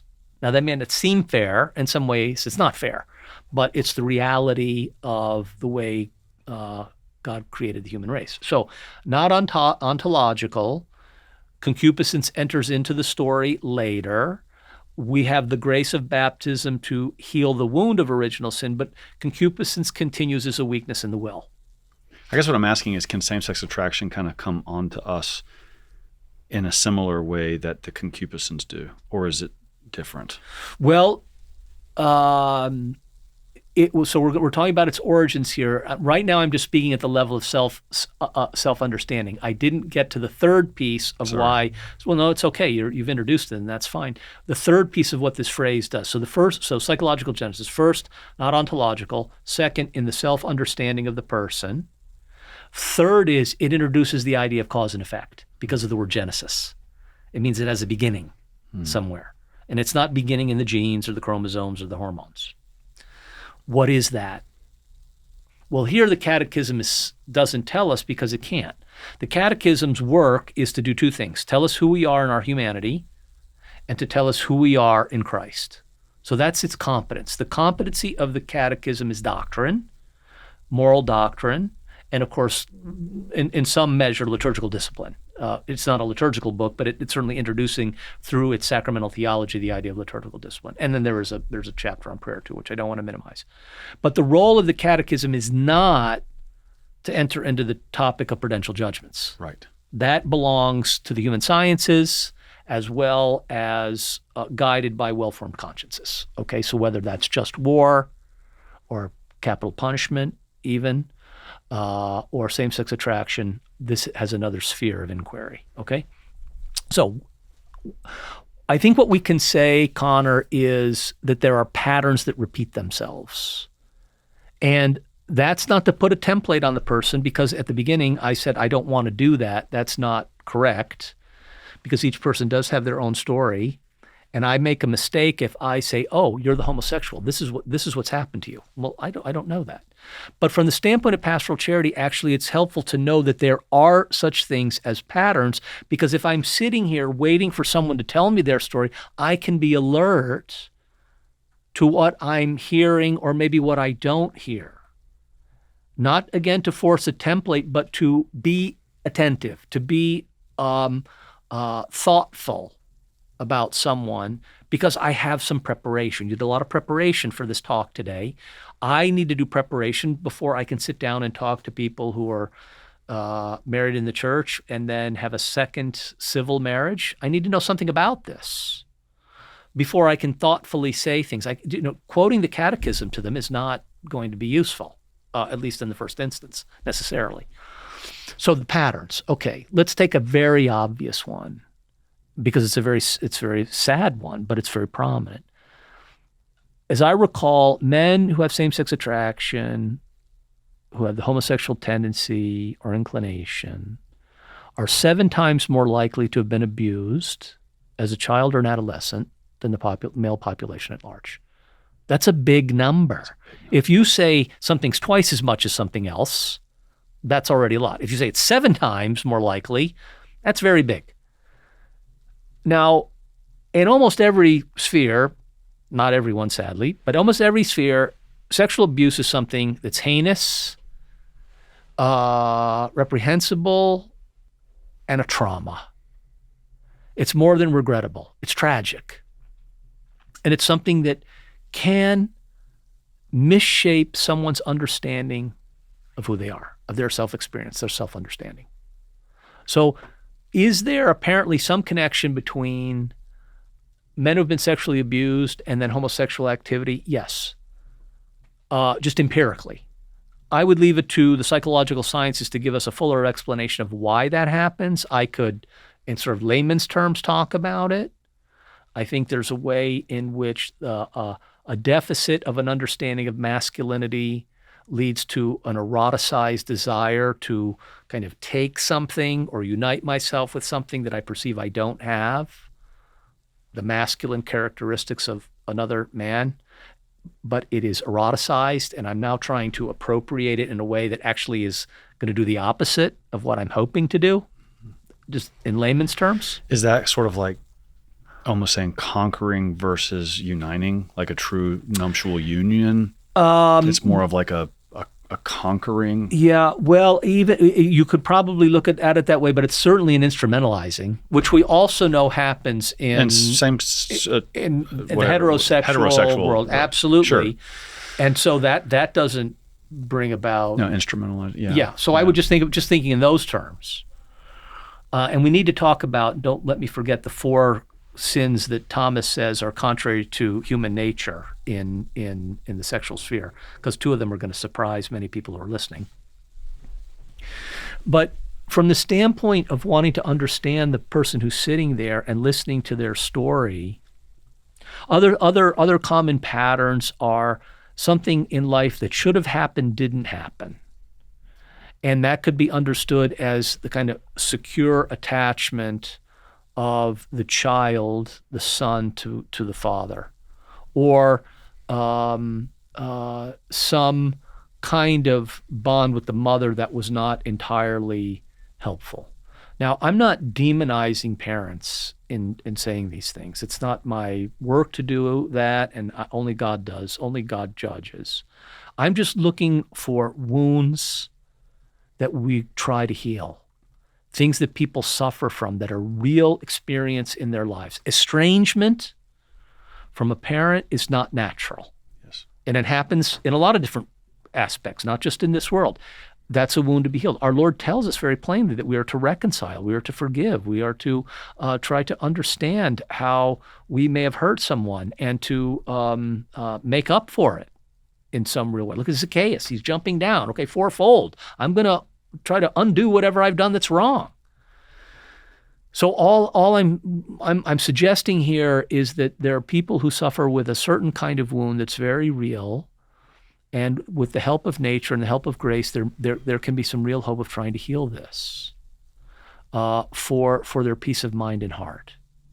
I would suggest that your listeners here look at a movie called Desire of the Everlasting Hills, which is a film we made many years ago. Okay. Everlastinghills.org is the URL. You can watch it for free. Kevin, would you put that in the show notes? Everlastinghills.org. So there's a link down there. About an hour long. Production value is very good. The story of 3 of our Courage members, and they're talking about what their lives were like. Father Harvey used to say, our greatest ambassadors are our members. Sure. They're the ones who have the strong testimonials. Is there a similar thing here with as there is in AA, which is you have to give it away to keep it? Oh, look, here we are. Yeah, there it is. Mm-hmm. Good. Okay. And by the way, where does that phrase "desire of the everlasting hills" come from? I don't know. Well, it's most popularly known as one of the invocation of the Litany of the Sacred Heart. "O Jesus, desire of the everlasting hills, have mercy on us." Okay. But it actually comes out of close to the end of the book of Genesis, chapter 48 or so, where it's Jacob, the patriarch, is blessing the people, and he invokes the everlasting hills. Wow. And it's a prophecy of the coming of Christ. Okay. Because all of creation yearns and longs for fulfillment. The hills are the mountains. They're strong, they're stable, they're prominent. Yes. All of creation is desiring the coming of the Savior. Beautiful. So that's where it begins. So that's why we named it that. Yeah. Thanks, Kevin. Yeah. So we put that in the show notes below. You can click on the link and watch it. And it's a good film for parents to watch with their teenagers, probably, after 15 or 16 years old at this point, I would say. Yeah, okay, good. And to listen to the story. So, I was kind of a public face of courage in many forums for a long time, but it's really our members. And whenever we went out to do a clergy convocation, we would always take one of the members of Courage to do a testimonial. I know that alcoholics, what I was about to say before that popped up, is alcoholics stay sober in part by helping other alcoholics. Yes, that's a very real thing. Yes, and there's a strong desire. I wonder if there's an element to that. I think there's a strong desire to want to say, look, here is how I understood myself. Then Christ became the measure of my self-understanding, and I'm striving to live that fully, and now I want to share that with you. That's very natural in terms of the kind of the architecture of love. Make sure to follow @Conor Gallagher Show on Instagram and Facebook. It's there where you can engage with the content much deeper, behind the scenes footage, behind the scenes content. It's going to be fascinating. Now back to the episode. Let me add that this is maybe, I don't want this question to sound insensitive. It's not. I guess you have to deal with that all the time in this topic. You have to talk about things that you got to be careful how you phrase it. It could sound sterile or awful, severe, yeah. So I want to do this the right way, but I've always wondered the connection between effeminate behavior, body language, tone of voice, talking with a lisp, the way one walks and the actual same-sex attraction. It seems like they shouldn't be connected because one is within you and the other one is the way you do things. You know what I mean? Mm-hmm. And so why is that seemingly connected? Certainly it's not necessarily connected, because there's some very masculine looking sounding guys. But you see help me rephrase my question better. I think you know what I'm trying to say. I think from the standpoint of homosexuality, there's a kind of void in the self-understanding of the man's conviction that he's a man and the embrace of his own masculinity. So something is unsteady there. And that would be a common theme in the way that the witness talks come. Mm-hmm. I didn't feel like I was a man compared to this fellow. And that inner voice of saying I'm not really a man may have caused him to literally learn to walk and talk differently. Well, in some cases, he may have been told a false story about himself and he developed certain affectations. Right. And so maybe the connection with effeminacy is, again, this kind of deficit of masculinity. Okay. But I'm going to be careful. I'm not predicating immorality of either thing in terms of behavior. We're talking, again, about psychology, self-understanding. Right. It just seems like there's a correlation. But there is. But look here, and this has changed even in the generation that I've been a priest. One of the most controversial things I can say on your program today is that men and women are different. Yeah. How dare you? And they're not. Great, we're canceled. Show's over. Yeah. Well, I think I just said something that would not go well in a lot of places. YouTube shut us off. No. But they're not interchangeable. And they're not opposites. They're complements. Yes. But this is what makes for the mystery of romance and the strong power that is unlike any other power in the world, which is love. And that's magnificent because this is the way that God has made us. But there are only two expressions of human nature. Now, there are people who may not feel at ease in their own skin, so to speak, and that's something of what we're discussing here. But that doesn't testify against this architecture that God has built into us. Yeah. So what is recovery, or that's not the right word, probably conversion? Like what is the end game? Clearly it's to help these people live virtuously. I would speak but what's the rehabilitation? Like what are these words and what are you doing there? Well, I would speak more in terms of healing than anything else. Good. Thank you. Because what the Catechism's 3 paragraphs on homosexuality indicate, Connor, is that homosexuality is a symptom. So this gets back to our third point about psychological genesis. The third piece, Genesis, indicates there's something else in play here, of which the homosexual tendency or inclination is a symptom. So any good work is going to try to get underneath this. No one's in favor of any kind of work that try to forces the needle of sexual attraction from over here to over here. That's craziness, and is no part of any of the work that I was involved in or any of the good psychologists who were assisting people. Our work was not directed to sexual attraction per se, except insofar as wanting to foster the virtue of chastity. And chastity means the recognition of the sexual sphere, first of all, and the recognition of what the sexual sphere is for, secondly, which is something very good, and then its proper integration into the life of the individual. Mm-hmm. What does this sexual appetite have to do with me? Am I my libido? Well, of course not. No one is. Is it some aspect of me? Well, of course it is an important aspect of you, but you're not reduced to, which is why describing people as homosexuality tends to collapse their identity into their sexual attractions. Right. Which is, in my opinion, it's not just. Right. Now I want to talk about that identity when we get to when we get to transgender. But we'll let's put that in that category. Okay. But yeah, I mean, keep going. So the questions of healing wounds is going to be now the complementary work of nature and grace. So for this, let's have some theological underpinnings. Let's go back to the Council of Chalcedon, which confirms that Jesus Christ is true God and true man. Yeah, okay. I think a derivative... We're in like 300 something? Yes, that's right. It's in the first 4 centuries. What with Nicaea we're celebrating now is 325. Right. So Chalcedon is a little bit after that. Okay. Maybe it's early 5th century. Okay. Look, I'm a moral theologian, so there are a lot of things I should be more attentive to, and I realize it. So somebody can write in and get me corrected. But one of the things that we can derive from Chalcedon is that God's providence is at work in 2 spheres, nature and grace. And we know that Christ comes into the world with a human nature and a divine nature in a divine person so that he can reconcile fallen man by sharing in our experience, reconciling fallen man to God. So the humanity of Christ is the lever. It's the irreplaceable condition of the work of the redemption. But if we're going to just look at this for a moment, we can say God's providence is at work both in the grace that we know is also indispensable to our salvation, begins at baptism. However, God's providence works through nature.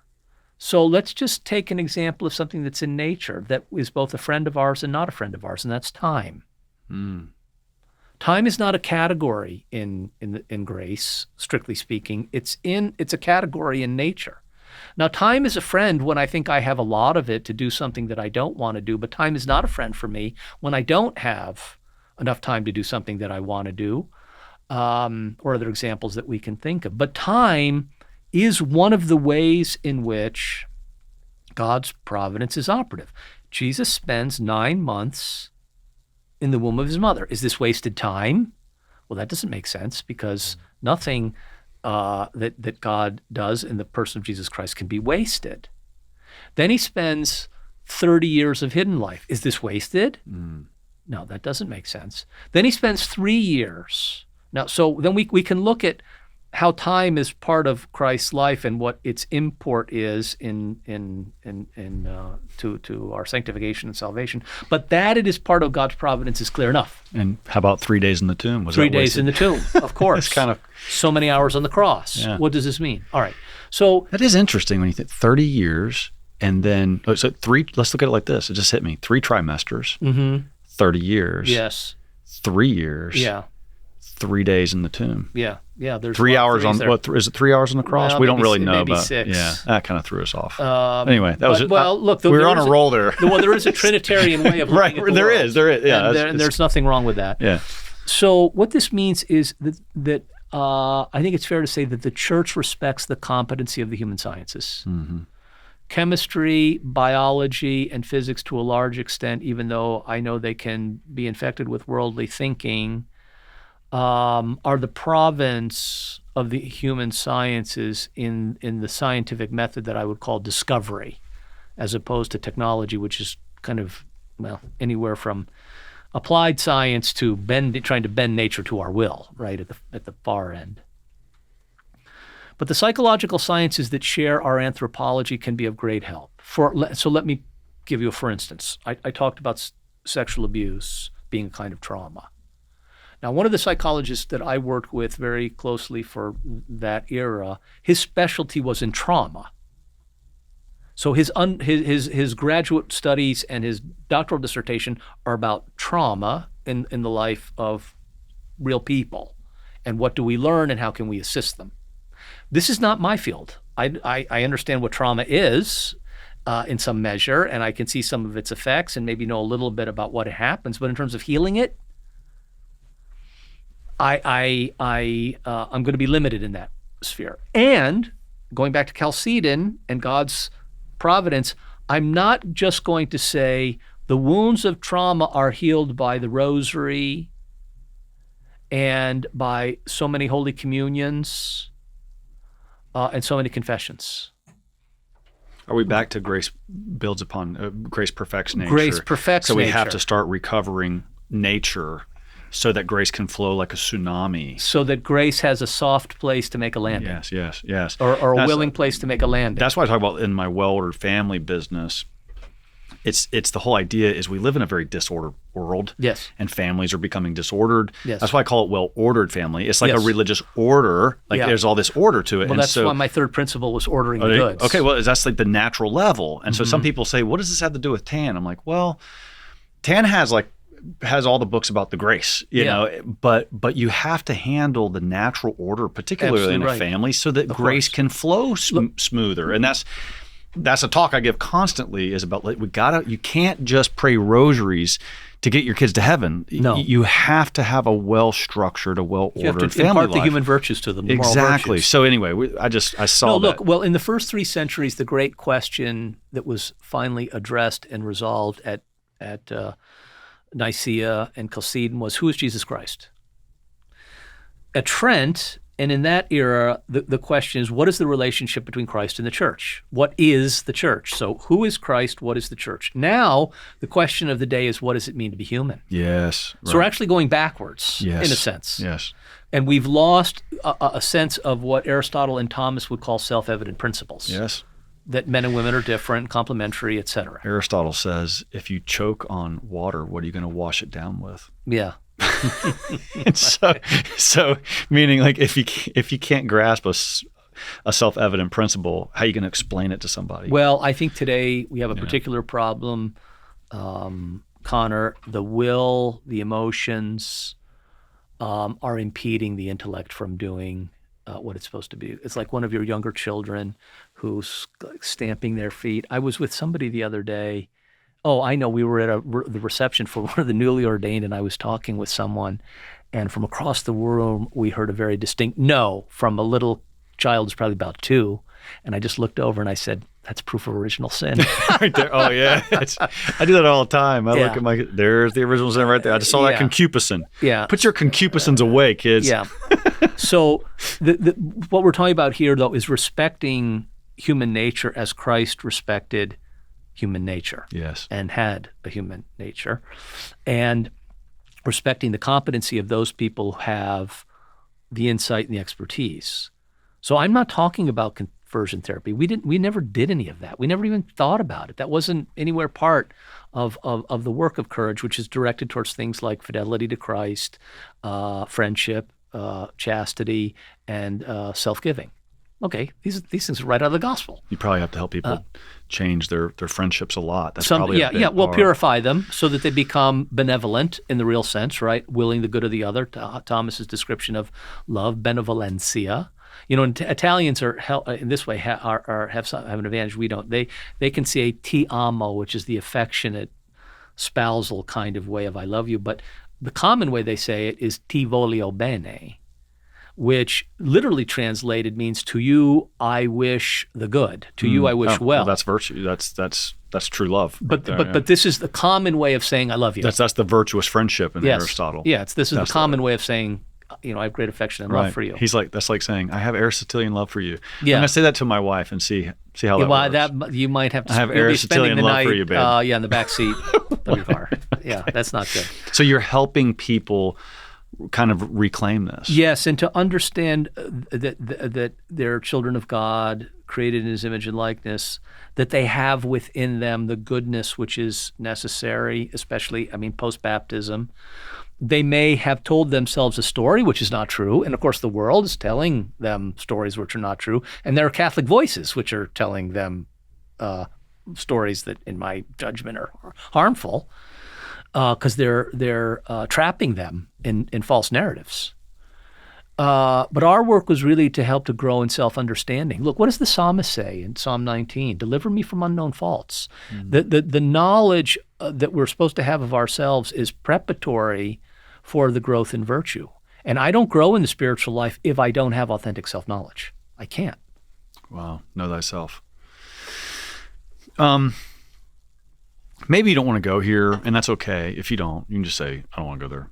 But when you talk about same-sex attraction, when you talk about the impact that's had on culture, it's kind of hard not to talk about how there was a homosexual problem in the Catholic Church in making its way into seminaries. No question.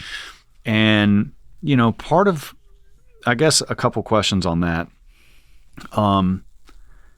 In one way, I can understand in the 50s and 60s, or maybe even earlier, 40s, 50s, all the way back, I could see men with same-sex attraction hiding in the priesthood because they were such an outcast in regular society. Plausible. But now, they're heralded as heroes for coming out of the closet, so to speak. And so, why in the world would a man today, go into the priesthood when it's not acceptable there, when he could be completely open out in the world? Well, there's another complex tale. I would say certainly there are men in the priesthood who are same-sex attracted and who are continent.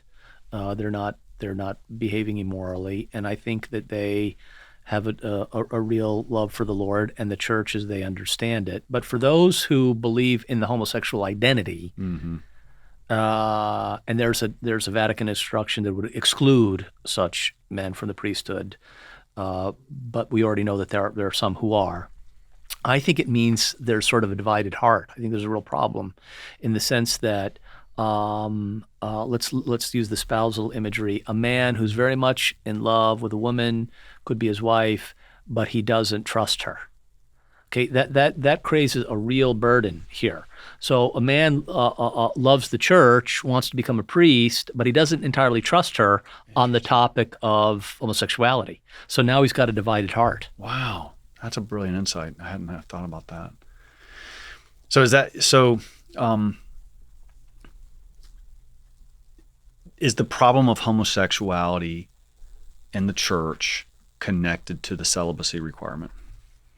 No. So, strictly speaking, it's not any more than it's, any more than,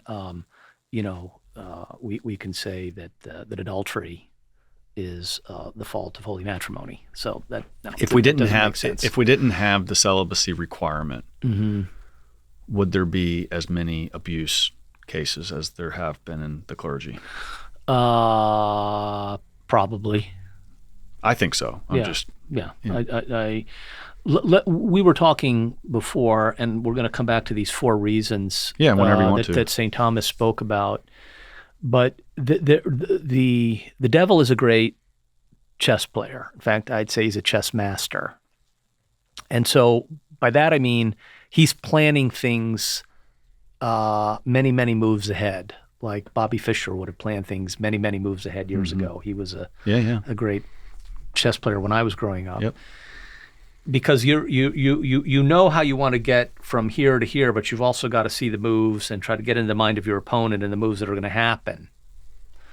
So how did we get to Obergefell in the space of a relatively short period of time when even presidents like Clinton certainly and even Obama would have You're referring to the Supreme Court case. Yes, okay. yeah. That basically allows homosexual marriage. Civil marriage, yeah. Obergefell. As the law of the land. Yes. When certainly Clinton and I think even Obama had an understanding that marriage is a man and a woman. That's the institution. It's a self-evident principle. So let's accept it and move on from there. How was the devil going to overcome this? Well, to answer that question, let's go to Germany in the Second World War when the Nazis invaded Poland and they knew that the Polish people were fervent Catholics, substantively and widely in the Polish culture. They knew that if we just started preaching Protestantism or trying to undermine the doctrine of the church, they weren't going to get far. So instead, they go after the morals. They try to corrupt the morals of the Polish people by doing what? Introducing abortion and contraception.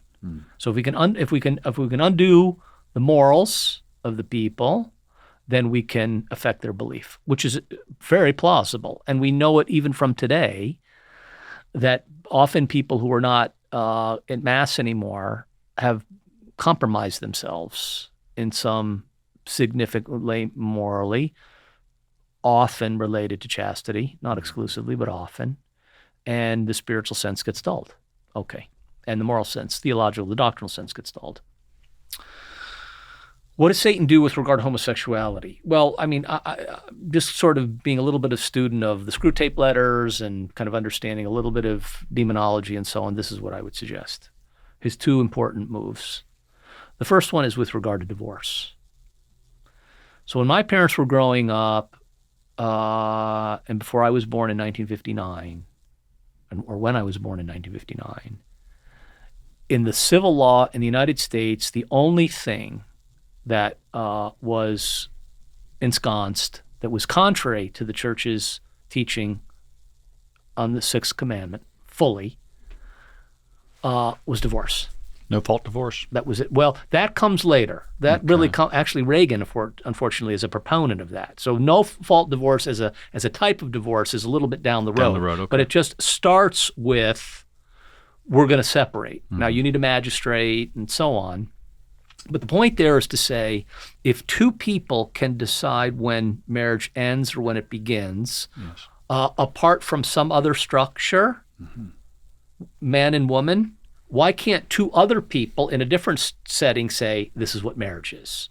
So what divorce does is it attacks the substance and the essence of marriage in the sense of its permanence. It actually makes marriage synonymous with forming like an LLC or a corporation. It's a contract that we're both going to agree to dissolve. Right, exactly. When we decide that this is it. That's right. Okay, now that's not the Catholic understanding of the covenant of marriage, which is irrevocable in the same way that the covenant of the New Testament and Christ's self-giving to the church is irrevocable, which is our nuptial imagery again. So that's the first move. And divorce becomes gradually. Again, when my parents were growing up, there was a divorced person here or there. Yeah. There was still some sense of shame associated with it, but it's not widespread. But as time develops, sadly, it becomes really a plague. Because what does it mean? It means that hearts have been terribly disturbed and broken. And it got up to 50% of households, and then it actually went down. And you know why it went down? Because people weren't getting married. Exactly. Yeah. They just lived together. Yeah, anyway. they've just decided that it's too risky. Right. Exactly.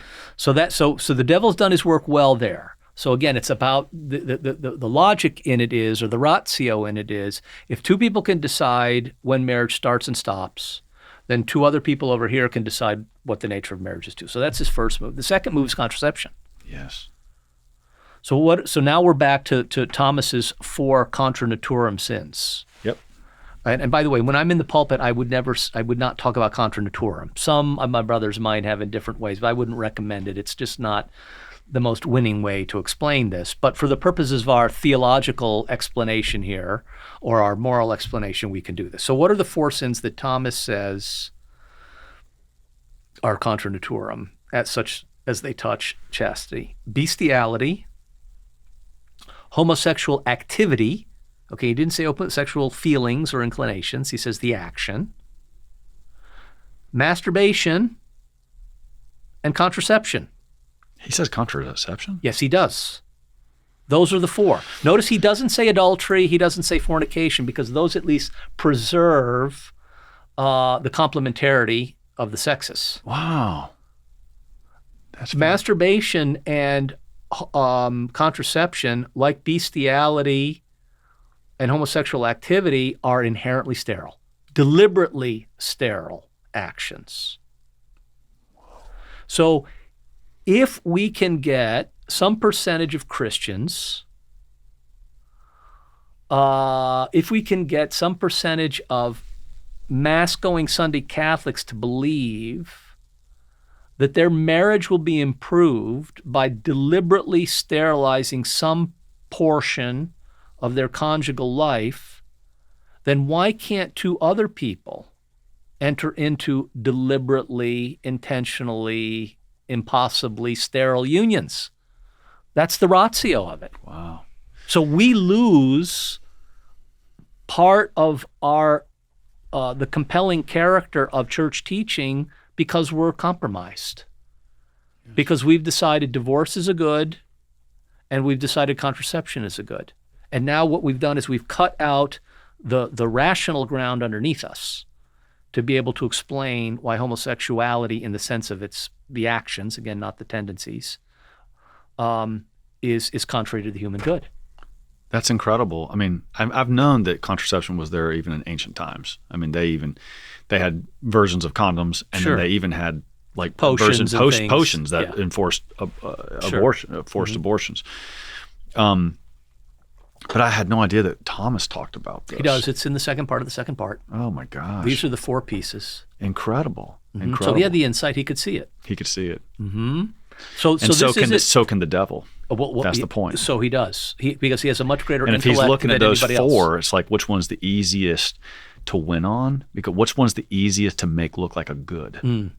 And he sees the one I can make look a good the most is the contraception. And then, of course, with the plague of pornography now, we have the concurrent plague of masturbation. Yeah. Which also, I think, explains part of the why people aren't getting married question. Yes. Amazing. Let's move to the gender ideology and transgenderism, because this is a phenomenon that has just swept the world. Did you deal with that at Courage? Does it deal with it now? It was really coming into its own in the era that I was sort of finishing up. There is a permanent deacon who is a medical doctor, a plastic surgeon, whom I asked to take on that particular work for us because he had the medical background, the pastoral background, and kind of theological understanding that was very helpful. And so he started that, and then now has given him, has been part of an amicus brief and has testified here, there, in different places to help people understand. This is a related problem, Connor, but it is a distinct problem from homosexuality. Sure. Yeah. And one way to kind of quickly see it is that at least in homosexuality, the twofold expression of human nature remains in some way. In transgenderism, no. And that's actually why some people who are on this side of the discussion actually don't like this, because they think this is pushing them off the stage. Yeah. That's just what I read and understand, that they're not so happy because they were formerly ascendant, and now the question of transgenderism has kind of become the new thing. Yeah. But nevertheless, it's a deep discordance. But why does it come about? And how much of it now is actually attributable to a deep dysphoria, a deep divide of the person's body from their self-understanding, right? And how much of it is something that's kind of been swept in a wave, right? So I recommend people read Abigail Shire's book. And she's an interesting gal. I think she's Jewish. She's an attorney. And I don't know that she's a particularly, even by her own description, a person of faith. But she had a young daughter, and she wanted to study this question to see why, in particular, is this sweeping adolescent girls. Yeah. So I think it's called Irreversible Damage or Irreversible Harm, something like Abigail Shire. And in her research, in her study of this, which I think from what I can tell is reasonably rigorous and systematic, she discovered, among other things, that this is mostly, to a large degree, it's a kind of a problem that afflicts teenage girls more than boys.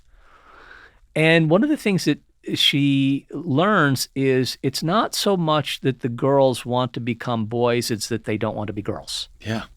And so those are different things. Is it that they don't want to be girls, they just don't like themselves? Well, there is some, again, what is this discordance with the body? Yeah.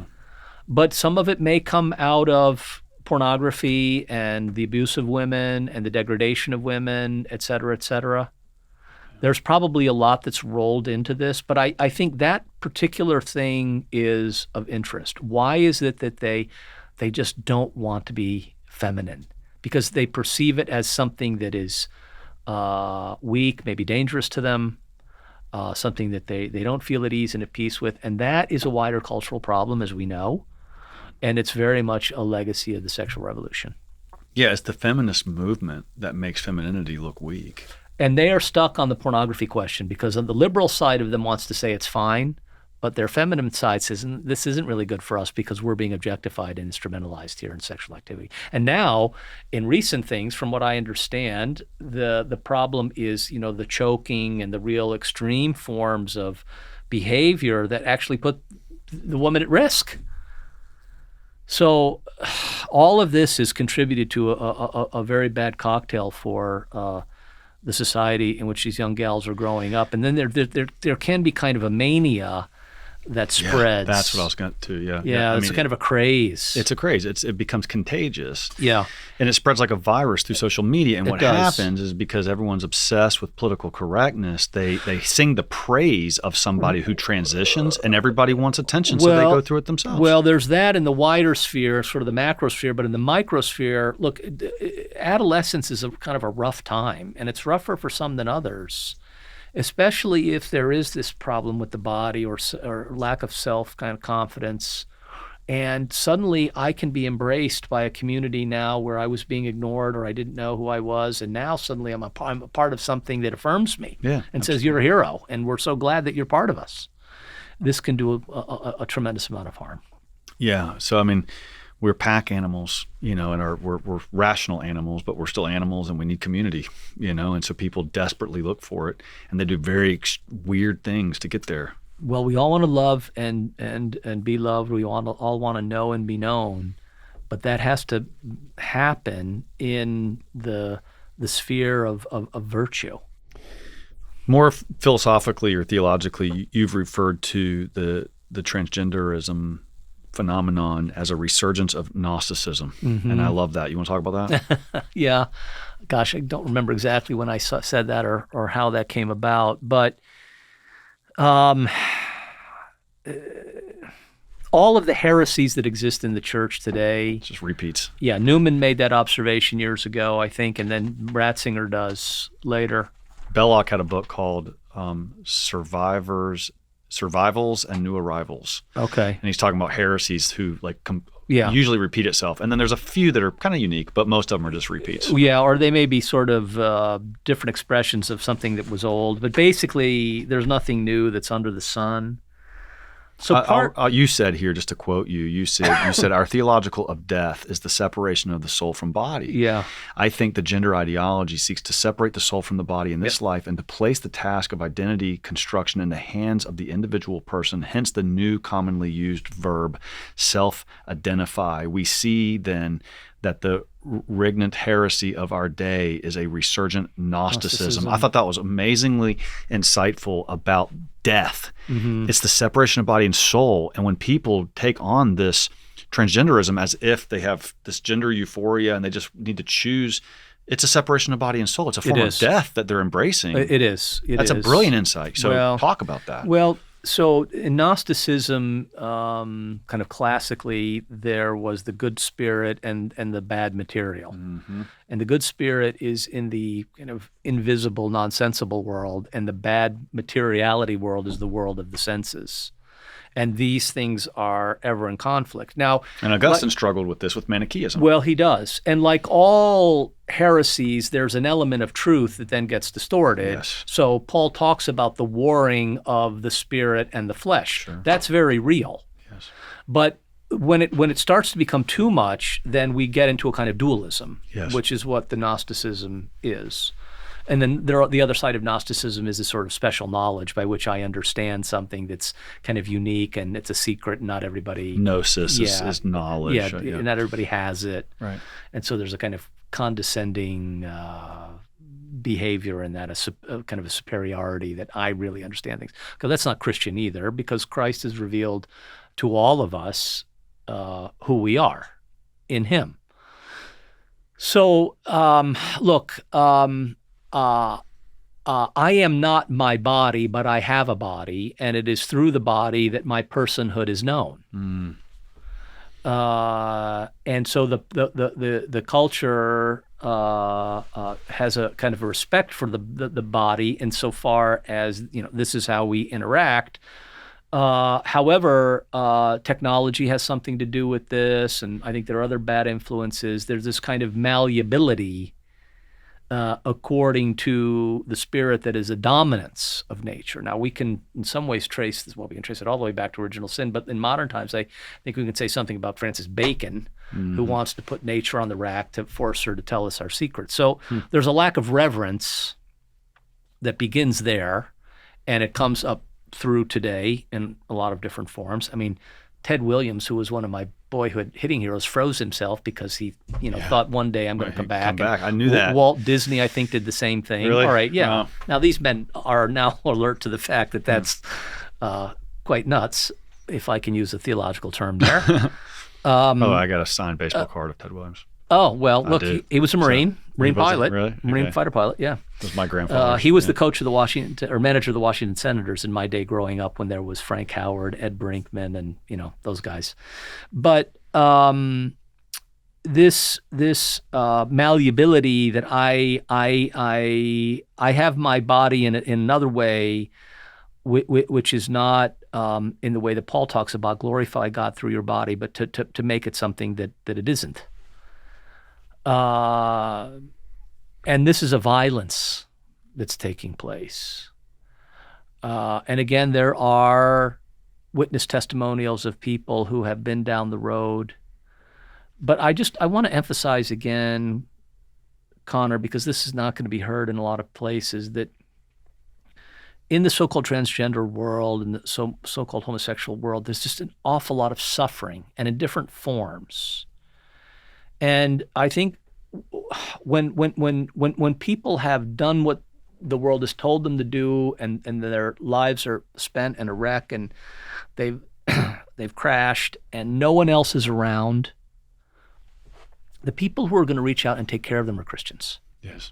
who are believers. And they're going to say, look, we can't undo the damage done, but we can help you find meaning and purpose in suffering, and we can help you find your way back to the Lord, or help you find your way to the Lord. The gospel is pretty plain in this sense.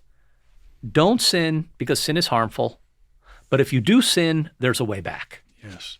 So here we're talking about this piece, and part of our responsibility as Christians is not to have a kind of caustic abhorrence to something, but to recognize that in a fallen world, sin is going to disfigure us in a number of ways, some perhaps more egregious than others, but this is the world Christ entered into.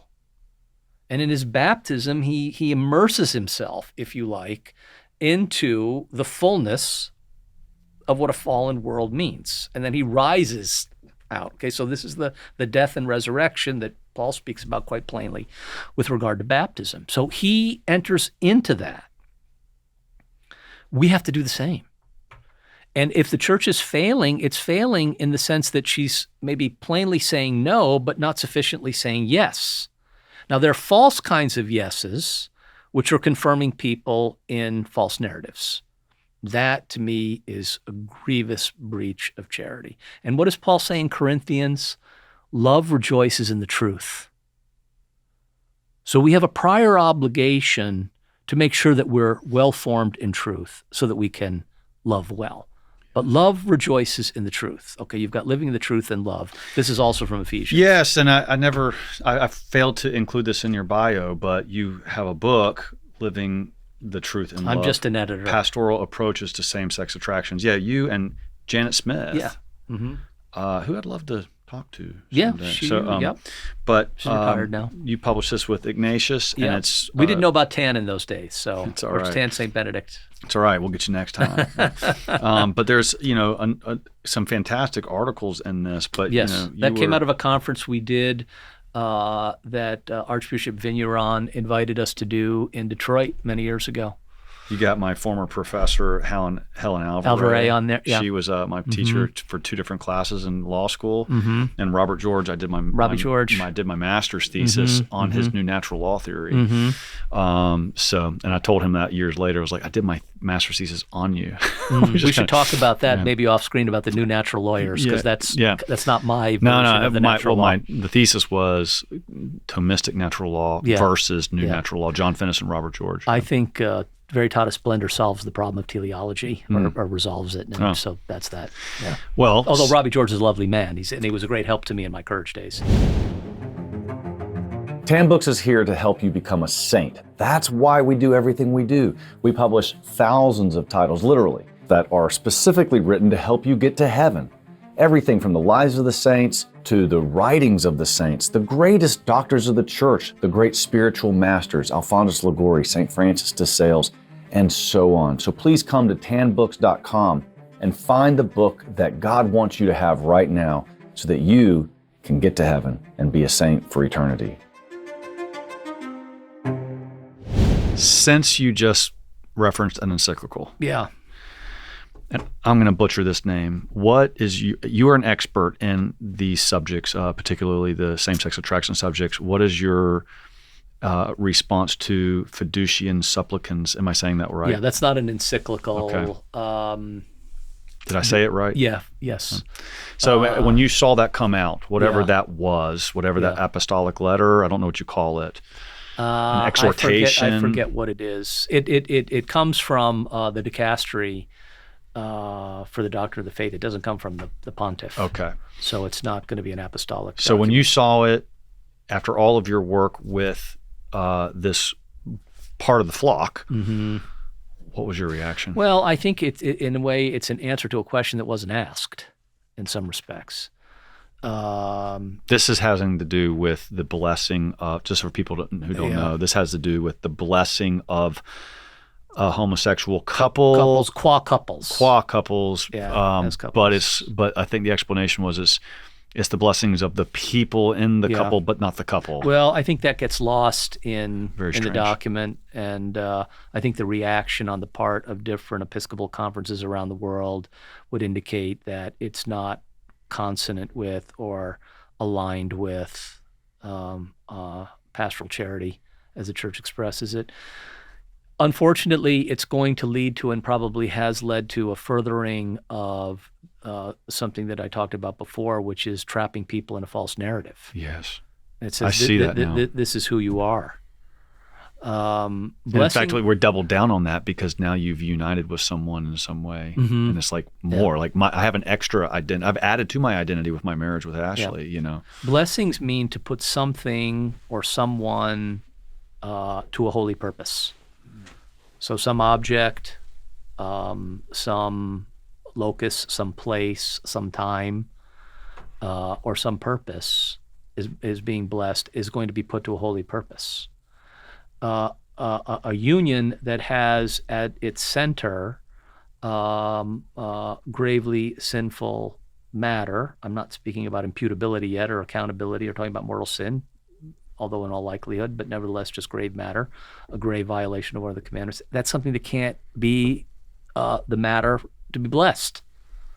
The people can be individually, but when you're blessing them, you're not blessing them as someone who is in a union that's acting in a way gravely contrary to their own human good.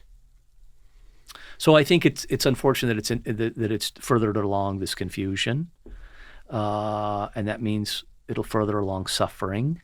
yes, I once gave a talk to a Legatus group years ago, and I made the point that if you went to a large metropolitan area and go to a trauma center, an emergency room on a Friday or Saturday night, and talk to the doctors and ask them what kinds of things they see with regard to abuse in the sexual sphere, they are going to be hesitant to talk about it. And certainly there is no question about of man on woman abuse in a very severe way, and again, reprehensible. But there's also the homosexual side of it. So anyway, I'm giving my talk, I mentioned this, and at the end of it, a fellow raises his hand, he says, "Father, I'm a doctor." And I thought, oh boy, I'm going to get scolded here. And he said, "You're right.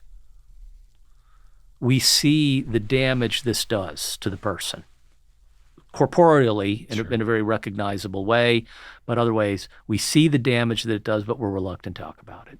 Now, I'm not condemning the whole medical profession, and maybe there are some who do say something, but this is unfortunate. And I'm just saying, we Christians, and I'm thinking primarily here of priests, if we have confidence that what the church teaches is true and leads in the direction of the fulfillment of the human heart with the indispensable help of grace, then we need to say something. Does that lead to a kind of white martyrdom in some instances? It might. And it needs to be said in a winning way.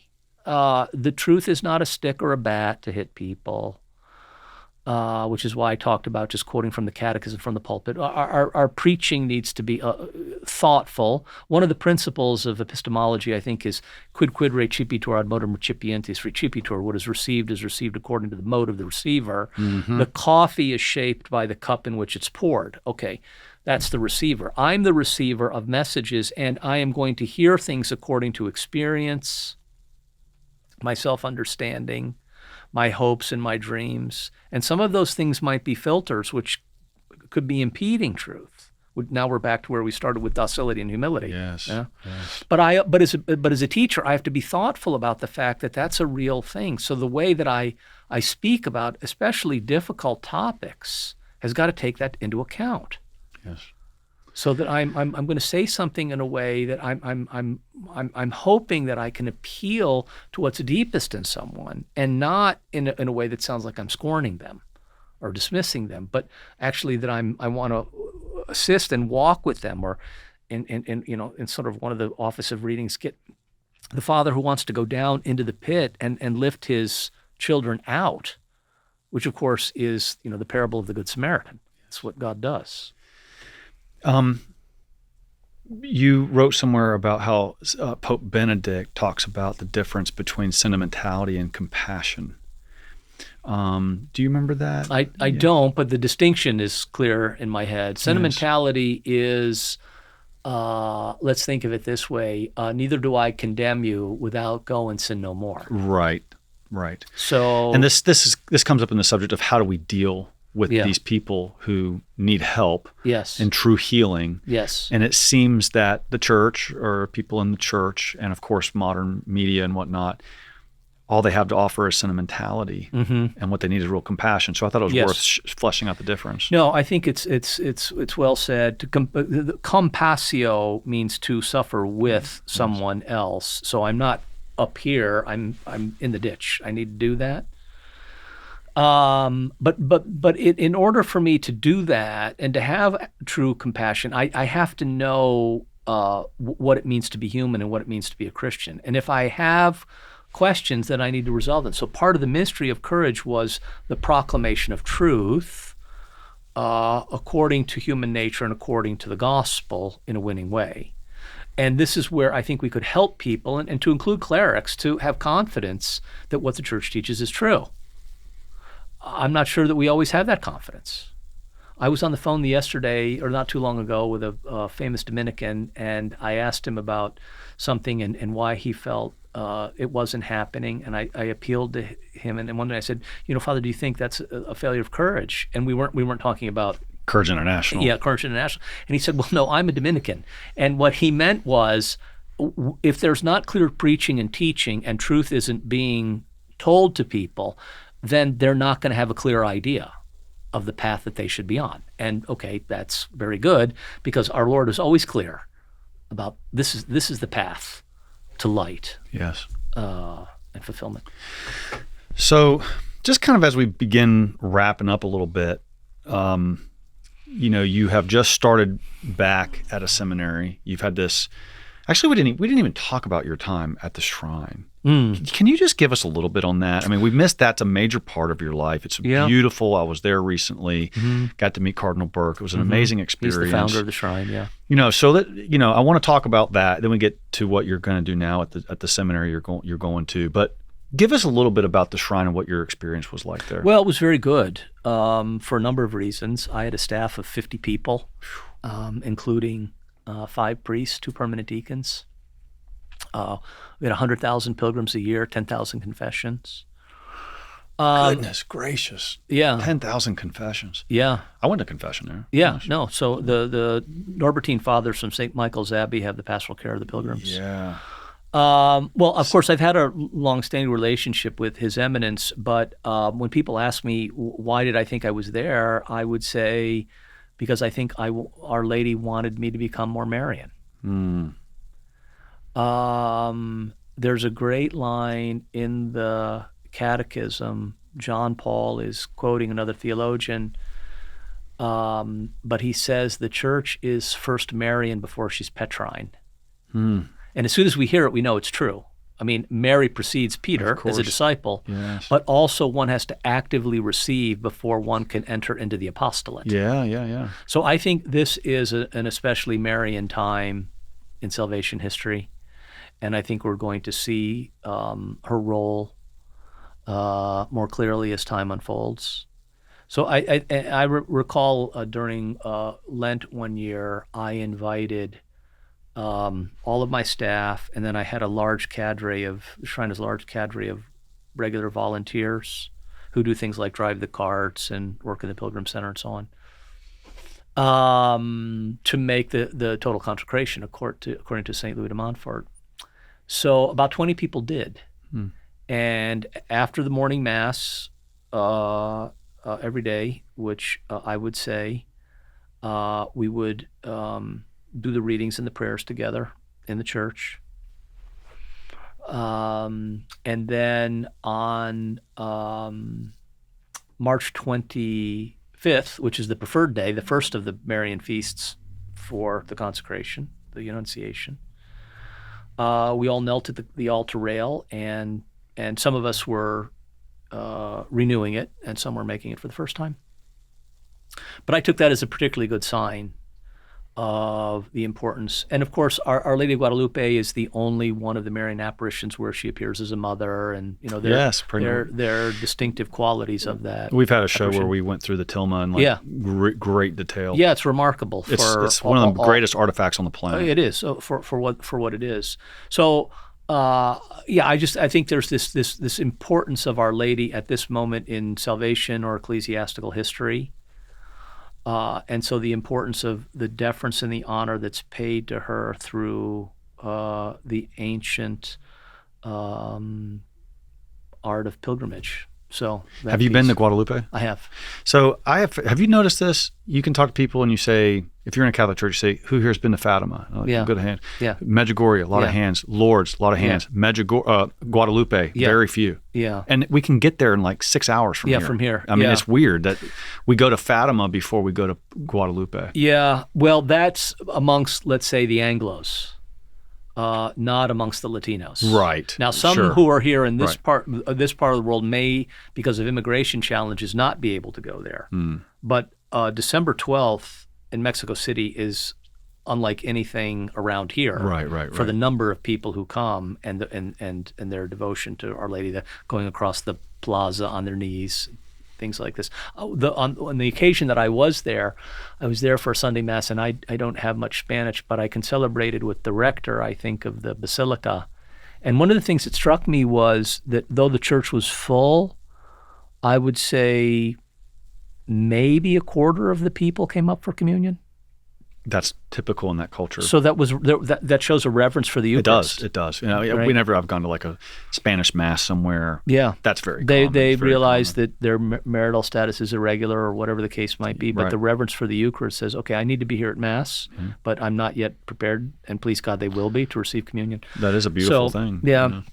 So anyway, the shrine was an important 4 years in my life. Were you there when they built it? No. Okay. It's how many years now? It's consecrated in, oh gosh, why don't I know this, like 2012 or 13. So you got there after. Oh yeah, much after. I didn't arrive there until 2020, and I was only supposed to be there. The cardinal asked me to come for a couple of months to help out, and then I felt Our Lady calling me, and because the seminary closed and my bishop released me, I stayed for 4 years, and then I stepped down voluntarily. The cardinal wanted me to stay, but I felt the light of grace was drawing me in another direction. Yeah. And ultimately, and I didn't know about the seminary then. Priests do not send resumes out. We're not supposed to. Right. I certainly didn't. And, we don't market ourselves. So I was home taking care of my elderly parents for a period of time on a leave of absence that my bishop had granted me when I got the call about the seminary. Yeah. But I'm glad that I went to the shrine. I'm glad I did the work. But I think it was this Marian aspect which was predominant. That's amazing. Yeah. So now I've moved from there to an ecclesiastical institution that's under the care of St. Joseph. Wow. So now I've gone from Mary to Joseph. Yeah. Let me just say a few things about Joseph. First of all, I really don't believe he was an old man when he married Our Lady. I think that is the imagination, the hyper-imagination of some Christian artists who figure we've got to do something to make sure we preserve Our Lady's chastity. So they make him out to be an octogenarian. Yeah. Okay, well, this is ahistorical, I'm quite confident. But first of all, how can he be the protector of the Immaculate Conception and the Christ child if he's 80 years old? Yeah, he's granddad instead of dad. Yeah, those images, dear people, that you have at home that show St. Joseph collapsed over the baggage on the flight into Egypt, burn them. Because I think they're not a testimony to the reality of things. So he's a young, strong, virile man. And by the way, why does Our Lady need an external help of an old man to preserve her chastity? That actually undermines her virtue, or says she can't make the sacrifice, or live the virtuous life. So that's unappealing from a number of personalities. I've never thought about that. Yeah. Secondly, I know it's the phrase from the Litany of St. Joseph, but foster fatherhood is not correct. Really? No. Foster fatherhood implies that there was a time when the child was not under the care of the parent. Very good. So from the moment of the virginal conception, because Joseph and Mary were married, some people think she was a single woman. There's a two-part. They were betrothed? But that was part of marriage for them? Betrothed for us sounds like engaged. Engaged. Betrothed for the Jewish people meant they were committed to each other already. They were vowed to each other. They just hadn't moved in They together? had not moved in with each other. Okay, so, good. All right. So any sermon that it ever says she was an unwed mother is theologically wrong and does a disservice to Our Lady. Wow. Okay, so betrothed to us means courtship, engagement. Betrothed to the Jewish people, certainly at that time, meant the vows had already been exchanged. Okay, so they were husband and wife. Don't be afraid to take your wife into your home. This is what the Annunciation of Joseph says. She is already his wife. Well, that cleaned up a mess. So the better phrase is virginal father. Because from the moment that husband and wife are married, they hold everything in common. And Jesus is conceived in the womb of Mary after they're married. Therefore, he can't be foster father. He's virginal father. I have never heard that term before. Virginal father. It's not unique to me. Okay? Incredible. And then the one more thing we're going to say about Joseph here, which is going to touch on something important to you, because it's very much from Bernard of Clairvaux, but there are others who hold to it too. The Annunciation of Joseph, it seems to me, is better understood not as he has misgivings about Our Lady's fidelity and he's going to step away so as not to cause a scene. Rather, it's his Domine non sum dignus. He sees the prophecy of Isaiah fulfilled in this woman who's his wife, and he says, I'm not up to this task. That's just an absolutely incredible insight, which it makes so much more sense. Sure it and does. yet I've never heard that. Joseph is the just man. He's a righteous man, and part of the righteousness of Joseph is he knows the Old Testament. He knows the prophecies. So he's able to see what Isaiah has told us is coming, and in a moment of grace, he knows what's in front of him, and so he is going to step back in reverence. I am not worthy that you come under my roof. Exactly. So the angel is he comes speaking to him. Mary and to the Christ child? He is speaking. Well, it's certainly he's thinking about his wife, but then the great mystery which is happening. So the angel comes from the Father to say, "No, Joseph, you keep your post. The Father will give you the grace. You are the one who has been chosen from all time to do this on behalf of the Father." Yes. So he's not faltering so much as he's just feeling unworthy, and the angel comes. And of course, the thing of this is, and we need to, again, respect Our Lady, she was not given permission by the angel to tell Joseph. So she didn't. So she suffered. She knew he was suffering, but she had not been told that she could say anything. So she trusted, and then the Annunciation of Joseph happens. Yes. Now that's such a model for us, because how many times do we want to resolve something by getting in there and saying something without perhaps having prayed or thought about it or taken counsel? You know, there is a mystic, and I am forgetting the name. It's not Anne Catherine Emmerich. It's not Mary Agrada. It's some other mystic. I want to say her name was Josephine or something. But she had mystical visions of this time where Joseph and Mary weren't talking about this. Mm-hmm. And it was an awkward time, but they were not talking about it because neither felt it was proper to do yet. And I just remember being struck by that. Yeah. Well, she wouldn't say anything because her Annunciation does not include the instruction from the angel to tell your husband. So she stays silent. Wow. Think about the temperance needed for that, right? And the trust in God's goodness and sovereignty and providence according to his time. Amazing. Not ours. So those are the things. Joseph's not an old man when he marries Our Lady. Get rid of those balding haircuts. Okay, he's young, virile, strong. And by the way, look, I understand what the lily represents, but today, if you're going to appeal to men who don't understand the relationship between the lily and purity, let's put a lathe or an axe or some manly tool in Joseph's hand, and give him a good, strong face. If you want young men to be drawn to him. Not foster father, but virginal father. Wow, that's a game changer right there for me. And then the Annunciation of Joseph is his reverence. Lord, I am not worthy. And the angel assuring him, as he assures all of us, that if he's going to give us a munus, if he's going to give us an office, he's going to give us the grace to carry it out. Amazing. That's a Thomistic principle too, but it's a principle of the gospel. Amazing. Yeah. Kind of final thoughts on what the new journey you're about to go on, going back to a seminary. You've done it before.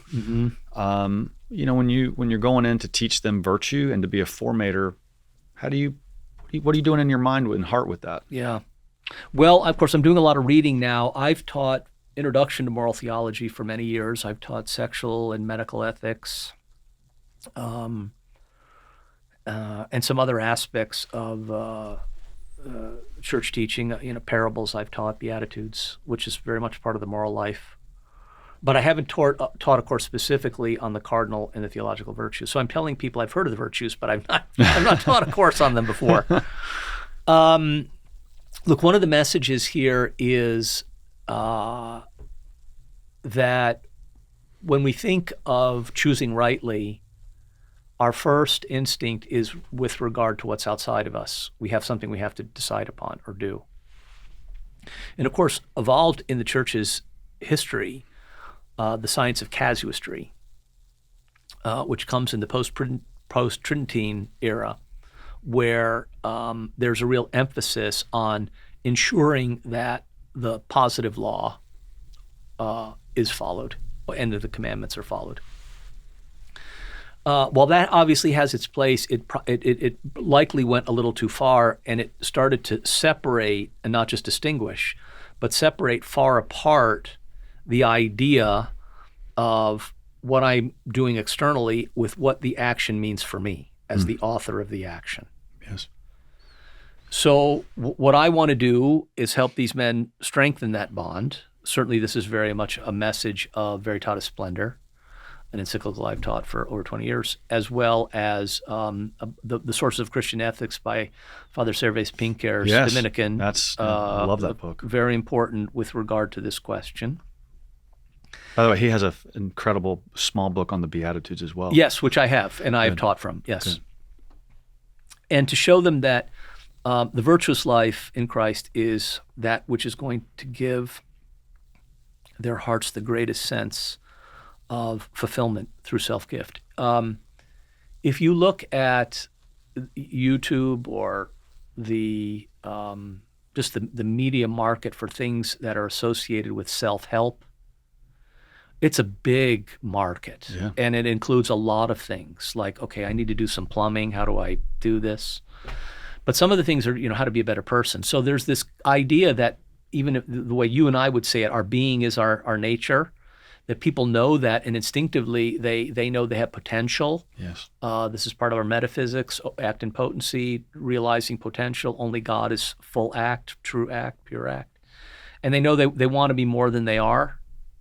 So instinctively, that's part of understanding what virtue does, is it actualizes the instinct, and in a particular way through the development of the habitus, the habit of virtue. Habit is not so much the best word, because this could be a habit, but it's the thoughtful choice for something that becomes a stable disposition to choose it. Yes. Okay. And obviously, when we're talking about the theological virtues, we're talking about the indispensability of grace again. We want to avoid Pelagianism. So it's helping them to see that. That is Aristotle's definition of virtue. Yes. Is the stable disposition to, according to right reason, to choose the good. To choose the good. Exactly. So we want to recover some of that so that we're not just thinking of, I got that done in the right way, but rather, what does this mean in terms of my fidelity to the one who is perfectly virtuous in all things? So I think that's really that, and situating this in the conversation about salvation history, the way things are today.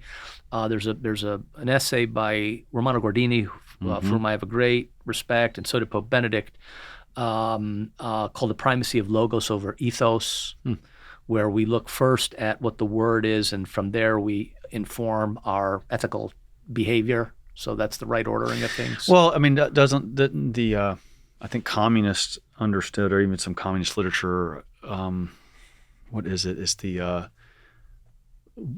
first comes the battle of words, and then the battle of actions, or something. I'm butchering it, but there is a phrase there that's saying you got to, once you control the language of something, then you can control the actions of something. And I'm forgetting it. I'll tell you later when I remember it. But the battle over words comes first. Yeah. Well, the great Monsignor Bill Smith, who was the moralist, the Thomistic moralist at Dunwoody, St. Joseph's, the seminary in New York for many, many years, decades, said that social engineering is always preceded by verbal engineering. Mm-hmm. Yes, that may be the phrase I've heard, but I think I heard it in the context of socialists using that because they perfected it. But so, that's the phrase. So social engineering is predicated by verbal engineering. Yeah, so you talk about the termination of a pregnancy. Oh yeah. And then you later introduce the concept of abortion. Absolutely. So that sort of thing. Yeah.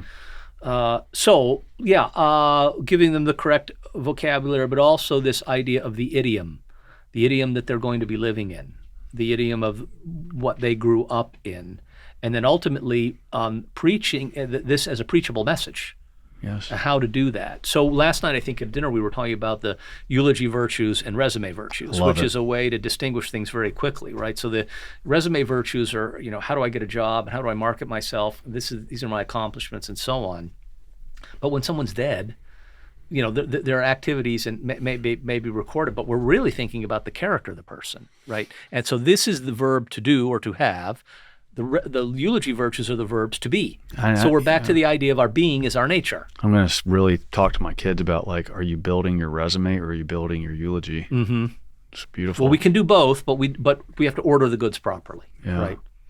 Yeah, that's amazing. So that's what you're going to be focused on with the seminarians.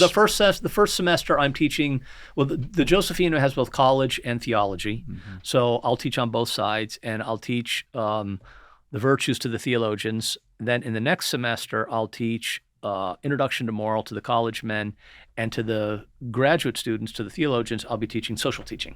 Great. And it's great for Catholic now. social doctrine. Right, amazing. Exactly, with Leo the 14th and Navarre and all of this kind of stuff. When he came out, that's what I taught at Belmont Abbey is Catholic social doctrine. By the way, I started calling it Catholic social doctrine. Yeah. Because it's a subset of moral theology. Yes, and it I think is. It That's carries correct. more weight than teaching. I like that. If you've got some notes, if you'd share them with me, I do. Could and you? So, I mean, yeah. But when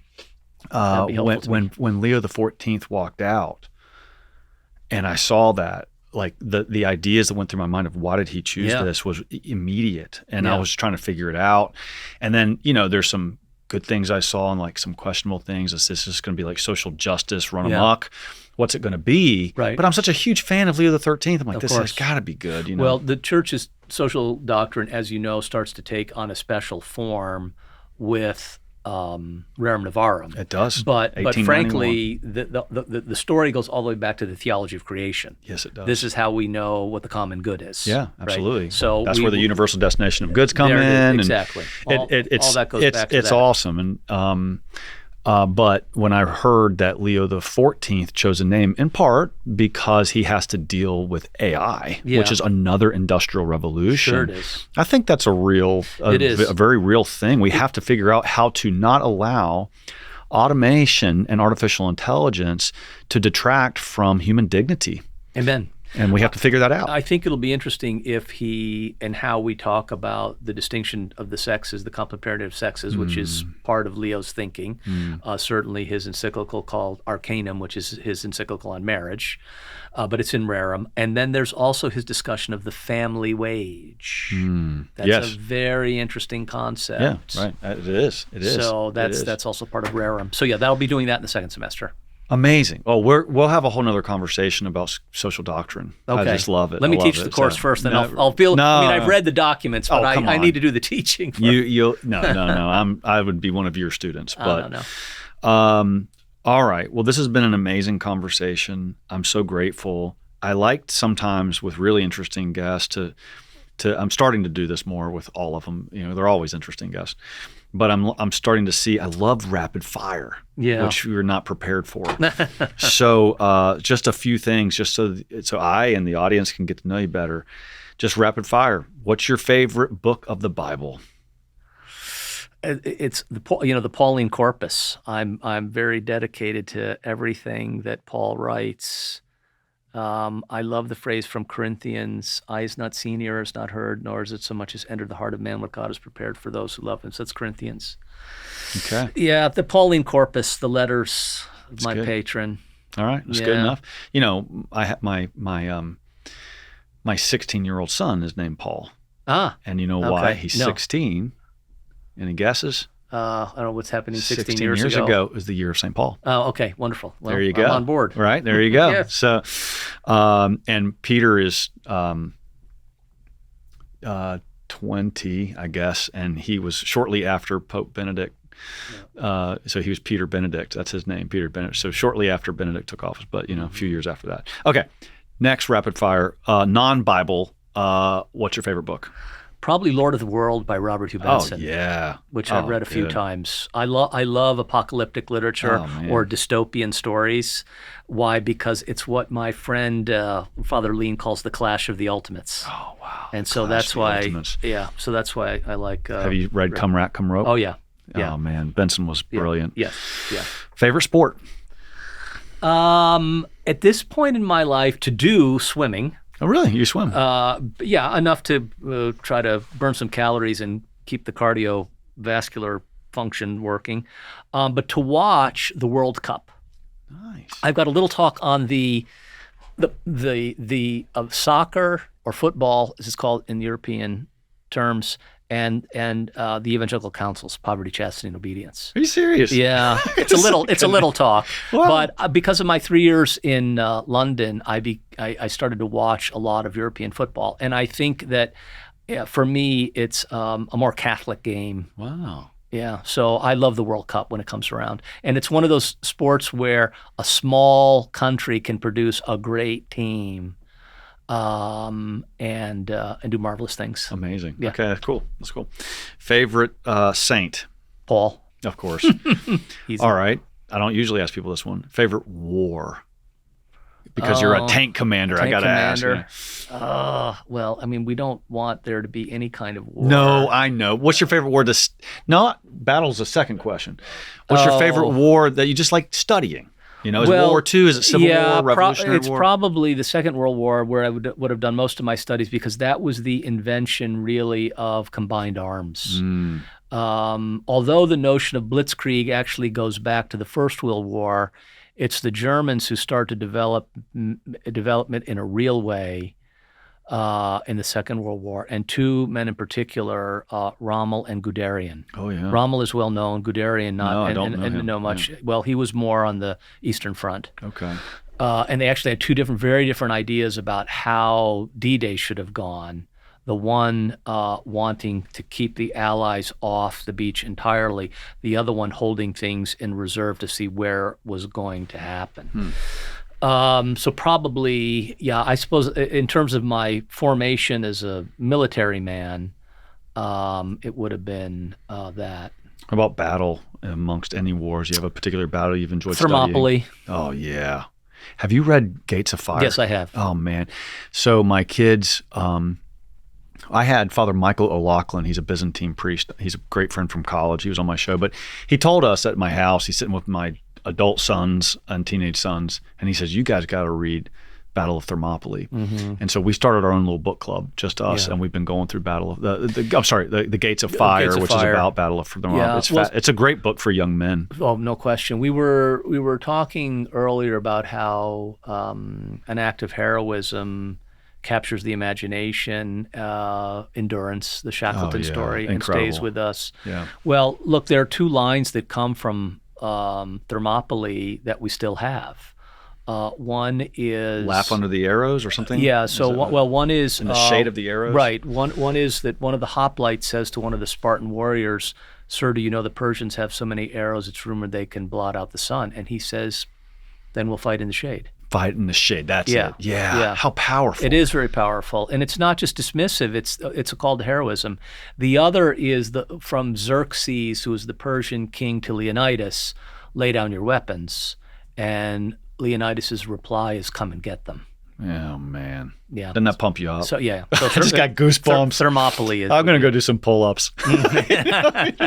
So actually we have a pull-up bar downstairs. And you saw it on Chris's cone as the Marines door. Yeah, we got two different pull-up bars in the office. In the old days I was doing 20 or better pull-ups, not so much anymore. Yeah.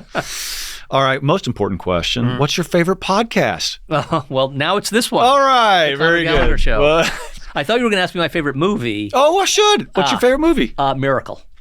Okay, on ice. Yes. On ice. Yes, because that man, Herb Brooks, knew how to form a team. Yeah. And he was criticized because he didn't pick the 20 best players. And the line of the movie is, I wasn't looking for the 20 best players. I was looking for the 20 right players. Amazing. He knew how to form a team, and that's why they won. Well, on that note, I'll say that, you know, if I want any credit at TAN, being the leader of TAN, it's really for doing two things. It's preserving the brand, which is a lot harder than it might sound to people because you're fighting two extremes. Sure. You want to go too far right, too far left. Yes. Water it down to get better sales, or go so far you're angry all the time. Yeah, for sure. And so that's one thing that I'm proud of what I've done. And the other thing is it's not hiring the best people in particular parts of the business. It's the team. It is that we have this collective mindset where it just fits together. The personalities, the culture has merged so strongly. And, you know, including myself, I'm sure there's better people per se for each part of the business, but the culture and team, it's kind of like that miracle on ice. That's it can't be beaten. That's why in soccer, I think you have 11 men on the field. It's much more difficult for one man to dominate the sport than in some other spheres. Right. You need 11 guys playing together as a team if you're going to win. That's amazing. Yeah, so good for you. All great lessons for leadership and manhood and seminary. You've been amazing, guest. Thank you. And thank you for your friendship. Kind. Thank you for everything you've been doing. So God bless you. Thank you. We'll do it again. I look forward to it. Okay. Thank you, Conor.